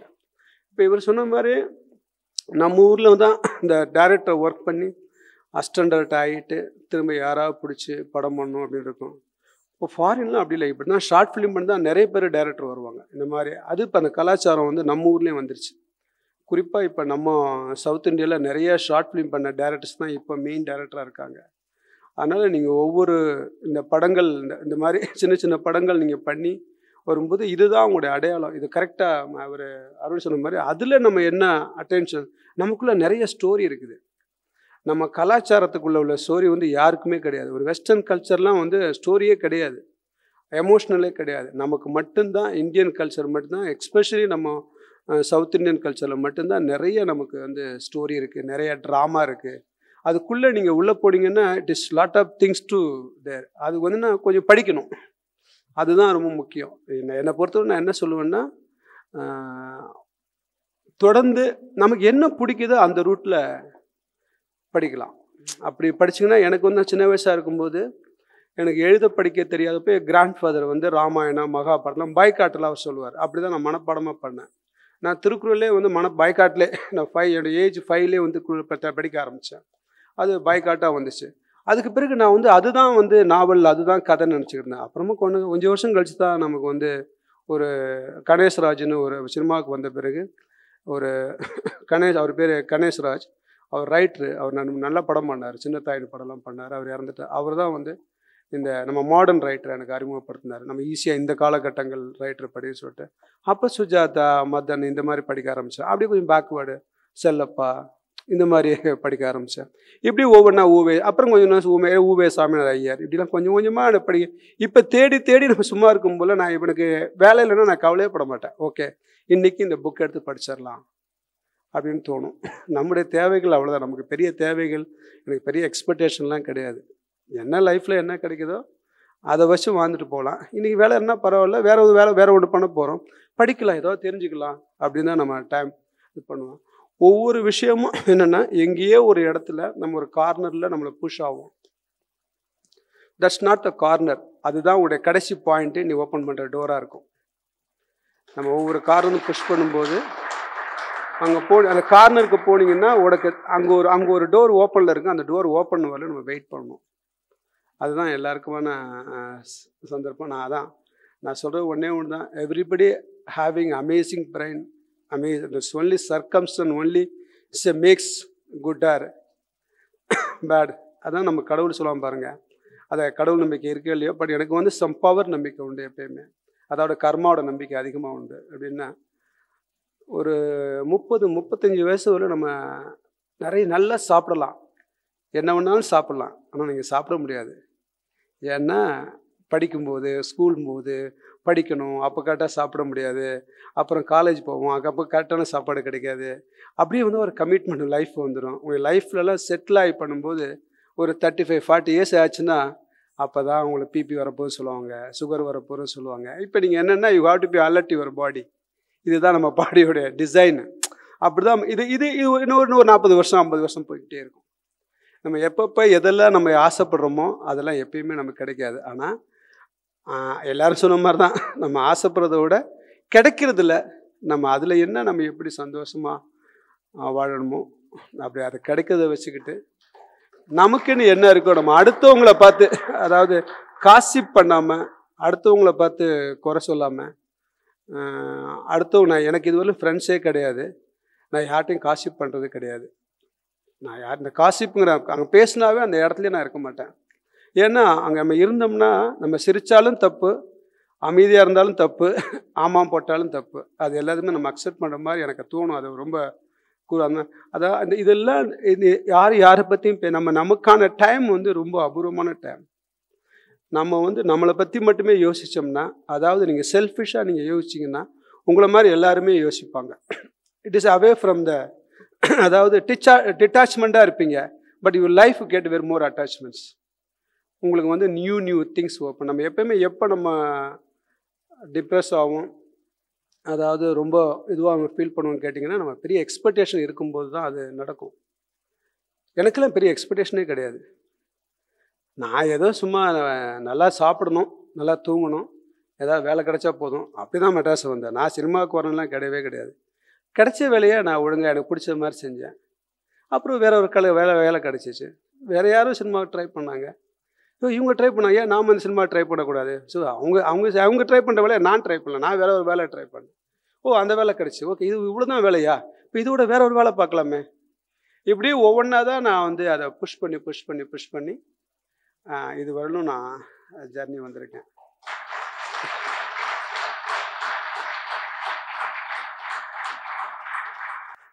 இது நான் என்ன சொல்ல வரேன்னு கேட்டிங்கன்னா, இந்த காம்படிஷன் உங்களே நீங்கள் டெஸ்ட் பண்ணுறது, நீங்கள் நிறைய பேரை மீட் பண்ணுறது தான் இந்த காம்படிஷனில். ஆனால் நீங்கள் செய்கிற, அதாவது ஃப்யூச்சரில் நீங்கள் போடுற ஒவ்வொரு விஷயங்களாக இருக்கட்டும், ஒரு படத்தில் ஏதாவது நல்ல விஷயம் இருக்கணும். அதாவது ஒரு 10 நிமிஷம் ஒரு படம் பண்ணிங்கன்னா அட்லீஸ்ட் ஒரு நிமிஷமாவது நல்ல விஷயம் சொல்லிடணும். அதுதான் என்னுடைய ஆசையாக இருக்கும். அதை ஒவ்வொரு ஷார்ட் ஃபிலிமும் நீங்கள் ட்ரை பண்ணிங்கன்னா அதுதான் சோஷியல் சேஞ்சஸ். நம்ம அடுத்தவங்கள யாரும் மாற்றவே வேண்டாம். நாம் மாற்றிக்கிட்டாவே ஆட்டோமேட்டிக் சொசைட்டியே மாறிடும், இந்த உலகம் மாறிடும். அவ்வளோ இப்படி ஒரு வாய்ப்பளித்த கிளஸ்டர், அந்த என்டையர் த டீம், பேர் தெரியாத முகம் தெரியாத அனைவருக்கும் நன்றி, வாழ்த்துக்கள். Thank you so much sir. So எல்லாருக்குமே கண்டிப்பாக ரொம்ப இன்ஸ்பைரிங்காகவும் மோட்டிவேட்டிங்காகவும் இருக்கும்னு சொல்லிட்டு நம்புகிறேன். யூஸ்வலாக நிறைய பேர் சொல்லி கேள்விப்பட்டிருக்கேன் சார், கிடைச்ச வேலையை செய்கிறத விட பிடிச்ச வேலையை செஞ்சால் நல்லாயிருக்கும் அப்படின்னு சொல்லுவாங்க. ஆனால் நீங்கள் ஒரு சூப்பரான விஷயம் சொன்னீங்க, கிடைச்ச வேலையை பிடிச்சி செஞ்சால் அது இன்னுமே நம்மளை ஒரு பெட்டரான இடத்துக்கு கொண்டு போய் நிறுத்தும் அப்படின்னு சொன்னீங்க. கண்டிப்பாக அது எல்லாருக்குமே இன்ஸ்பைரிங்காக இருந்திருக்கும். ஸோ அடுத்ததாக நம்ம அவார்ட்ஸ் கொடுக்க ஸ்டார்ட் பண்ணிடலாம். So I would request every one to stay on the stage please. So first award, and இது கொடுக்கறதுக்கு முன்னாடி சாரும் பேசியிருந்தார், ரவிவர்மன் சாரும் சொன்னார், கங்க்ராச்சுலேஷன்ஸ். ஐ மீன் அவார்டு வாங்குற எல்லாருக்குமே அட்வான்ஸாக கங்க்ராச்சுலேஷன்ஸ். ஒருவேளை கிடைக்கல அப்படின்னாலும் யாரும் அஃபண்ட் ஆகிக்க வேண்டாம். கண்டிப்பாக இதோட இன்னும் ஒரு பெட்டரான இடத்துல இன்னுமே ஒரு சூப்பரான அவார்டு வாங்க தான் போகிறீங்க, எல்லாருமே படம் பண்ண தான் போகிறீங்க. ஸோ அப்படிப்பட்ட ஒரு ப்ராசஸ் நடந்ததுக்கப்புறம் தான் எல்லாமே நம்ம ஷார்ட் லிஸ்ட் பண்ணியிருக்கோம். ஸோ அவார்ட்ஸ்க்கு போயிடலாம். First award, best supporting actor மேல், ரவுத்ரம் சையத் ஃபார் ஹோலி வாட்டர்.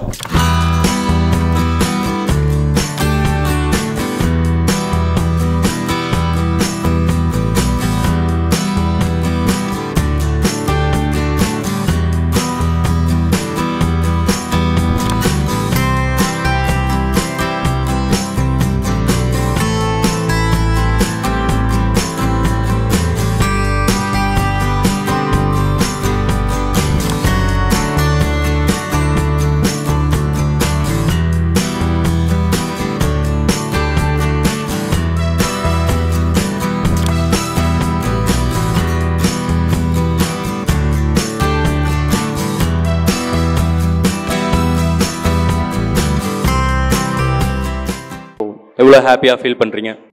எல்லாருக்கும் வணக்கம். இது என்னோட முதல் விருது. முதலுங்கிற ரொம்ப நன்றி.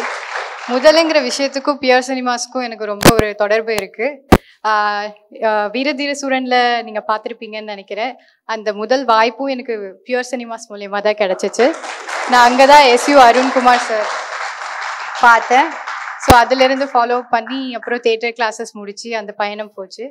So pure cinemas is a moment. அவங்க சொன்ன மாதிரி அவங்க கிரியேட் பண்ண ஒரு விஷயம் யாருக்கு எந்த மூலையில் எது போய் அது செய்கிறதுன்னு நம்ம சொல்லவே முடியாது. ஸோ அந்த மூமெண்ட்டை கிரியேட் பண்ணது ரொம்ப பெரிய விஷயம். ரொம்ப நன்றி sir. Thank you so much sir. Thank you. And அடுத்த அவார்ட் பெஸ்ட் எடிட்டருக்கான award it goes to Raj Karthik for Ilavarasan. Brother ஒரு சில வார்த்தைகள். Good evening. ஆக்சுவலாக இவ்வளோ அவார்டு வரும் தெரியாது. நான் ஏற்கனவே சொன்ன மாதிரி நான் ப்ரிவியூ பண்ணிட்டு என்ன ரியாக்ஷன் இருக்குன்னு தான் பார்க்கலான்னு வந்தேன். அதனால் டீம் யார்கிட்டையும் கூப்பிடல, நான் பாட்டுக்கு வந்துட்டேன். பார்த்தா எல்லா டீமும் கிடச்சிட்ருக்கு. ரொம்ப ஹாப்பியாக இருக்குது. ஸோ அதுவும் சார் கையில் வாங்குறது ரொம்ப ஹாப்பியாக இருக்குது. ஏன்னா எனக்கு அவர் ரோல் மாடல் தான். அவரோட நிறைய இன்டர்வியூஸ் பார்த்துட்டு எப்படி சினிஃபீல்டில் இருக்கணுன்ற மாதிரிலாம் நிறையா நான் எடுத்துகிட்டு இருந்திருக்கேன். ஒரு அசிஸ்டண்ட்டு கூட எப்படி வச்சுக்கிறாம கேஃபரை வச்சு எப்படி மெயின்டைன் பண்ணுறாரு, எப்படிலாம் வந்து நம்ம இருந்துக்கணும் அப்படின்ற மாதிரிலாம் நிறையா அவர்கிட்டருந்து எடுத்திருக்கேன். ஸோ ஒரு நாள் சாரோட ஒர்க் பண்ணுவேன். ஸோ அது கூட செய்கிற நடக்கும். Thank you sir. Thank you sir. And அடுத்த award best cinematography and it goes to Darshan Ashok for frocks.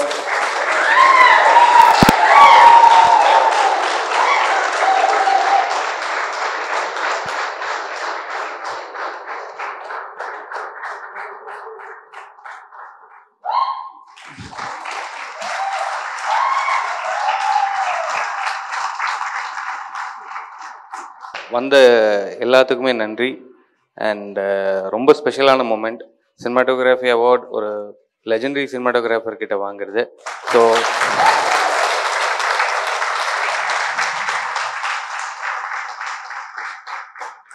Ten to 12 years of journey. இதே கோயம்புத்தூரில் சினிமா பண்ணோம், சினிமா ஆசையோட வந்த ஒரு பையன்தான்.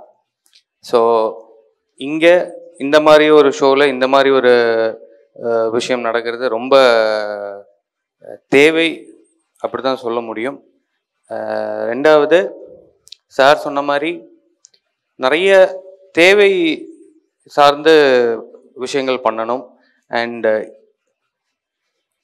ஒரு 200-300 ப்ராஜெக்ட்ஸ் மேலே ஒர்க் பண்ணியிருக்கோம். இந்த ஒரு 10 to 12 yearsல நிறைய பேர்த்து கூட கொலாபரேட் பண்ணி ஒர்க் பண்ணியிருக்கோம். இது ஆக்சுவலி இது இன்னும் பத்தாது, இன்னும் நிறைய ஒர்க் பண்ணணும், இன்னும் நிறைய போகணும். அண்ட் சினிமா அப்படின்றது ஒன்று தான் நம்மளை இங்கே யுனைட் பண்ணியிருக்கு. ஸோ சினிமா நம்ம எல்லாத்தையும் விடையும் பெருசு தான். கலை என்றைக்குமே கைவிட போகிறதில்ல சார். நீங்கள் சொன்ன மாதிரி நிறைய விஷயம் கைவிட்டுருக்கலாம், பட் கலை என்றைக்குமே கைவிட போகிறதில்ல. And cinema is the only art form which unites every art form. So thank you. Next award best music director goes to Bharath Shankar for மன்னாசை.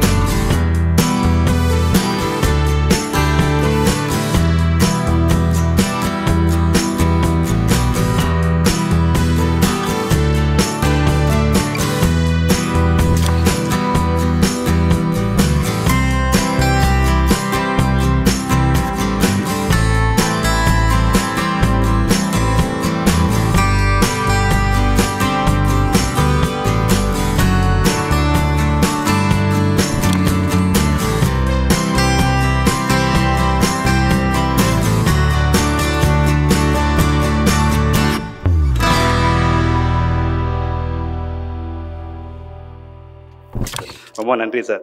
நான் ஆக்சுவலாக அருண் சாருக்கு வந்து பிரசாத் ஸ்டுடியோவில் வந்து இந்த மாதிரி ஷார்ட் ஃபிலிம் ஒரு ஈவெண்ட் பண்ணியிருந்தாங்க வந்து பிரசாத் ஸ்டுடியோவில் வந்து ஃபஸ்ட் டைம் மாடத்தி அப்புறம் பிரியாணி அந்த மாதிரி படங்கள் நான் அப்போ தான் அங்கே பார்த்தேன். அப்போ என்னோடய ஷார்ட் ஃபிலிம் வந்து அனுப்ப முடியல வந்து கடைசி டைம்னால வந்து சரி நெக்ஸ்ட் இயர் இவங்க பண்ணுவாங்க கண்டிப்பாக அனுப்பலாம்னு நினச்சேன். அவங்க டீம் மெம்பர்ஸ் ஒரு வாட்டி கேட்பேன் இல்லை பண்ணுறதில்ல சொன்னாங்க. இப்போ வந்து ஃபுல்லாக லைப்ரரி தான் ஃபோக்கஸ் பண்ணுறோம் அப்படின்னாங்க. சரி இவருக்கு பர்சனலாக அனுப்பலான்ட்டு இவரோட ஃபேஸ்புக் இது பண்ணி சார் இந்த மாதிரி பாருங்கள் சார் அப்படின்லாம் சொல்லியிருக்கேன். சார் பிஸியில் அவர் பார்த்ததில்ல. அதுக்கப்புறம் சரி நானும் அதை மறந்துட்டேன். நான் ஃபஸ்ட்டு இந்த போஸ்டர் பார்த்தோம் பியூர் சினிமா பண்ண இதாண்டா சான்ஸ் போய் இப்போ அனுப்பிடலாம் அப்படின்ட்டு எனக்கு அருண் சார் ஏன்னா அவர் அந்த மாதிரி கான்டாக்டில் இருக்கார் எல்லா டேரக்டர்ஸு கார்ஜி சுப்ராஜ்லேருந்து மிஷ்கின் சார்லேருந்து. சரி இவர் பார்த்துட்டாருன்னா நம்மளுக்கு இது வழியாக ஏதாச்சும் ஒரு லிங்க் கிடைக்கும் அப்படி இப்படி உள்ளே வந்து போயிடலாம்னு நினச்சிட்டு இருந்தேன். ஜஸ்ட் அவரை பார்க்க வைக்கணும் தான் நினச்சேன். நான் மெயின் இதில் பியூர் சினிமா இருந்ததுக்காக தான் இதை அனுப்புனேன்னு. அதுக்கப்புறம் ஷார்ட்ல செலக்ட் ஆகிட்டப்போ வந்து ரவிவர்மன் சார் போட்டோன்னே இன்னும் பயங்கர சந்தோஷம். இது செலக்ட் ஆகுதோ இல்லையா நம்ம அங்கே போய் அட்டன் பண்ணிடணுன்ட்டு. ஏன்னா சாரோட பர்ஃபி படம் வந்து எத்தனை வாட்டி பார்த்துருக்கேனே நான் காலேஜ் டைமில் பார்த்தது ஒரு விஷுவலுக்காக அவ்வளோ வாட்டி பார்த்துருக்கேன். அப்படி நான் என்னோட சினிமாவில் அடிக்கடி சொல்லிகிட்டே இருப்பேன் வந்து பர்ஃபி படம் மாதிரி ஒன்று பண்ண முடியுமான்னு தெரியல. அந்த மாதிரி ஒன்று கண்டிப்பாக அதுதான் எங்களோட வந்து மெயின் டார்கெட். அந்த மாதிரி ஒரு படம் பண்ணணுன்றது சார் கையில் வாங்குது ரொம்ப சந்தோஷம். ரொம்ப தேங்க்ஸ் சார். ரொம்ப சந்தோஷம் உங்கள் படம் ஃபர்ஸ்ட் ப்ரைஸ் ஆகினது. Thank you so much brother.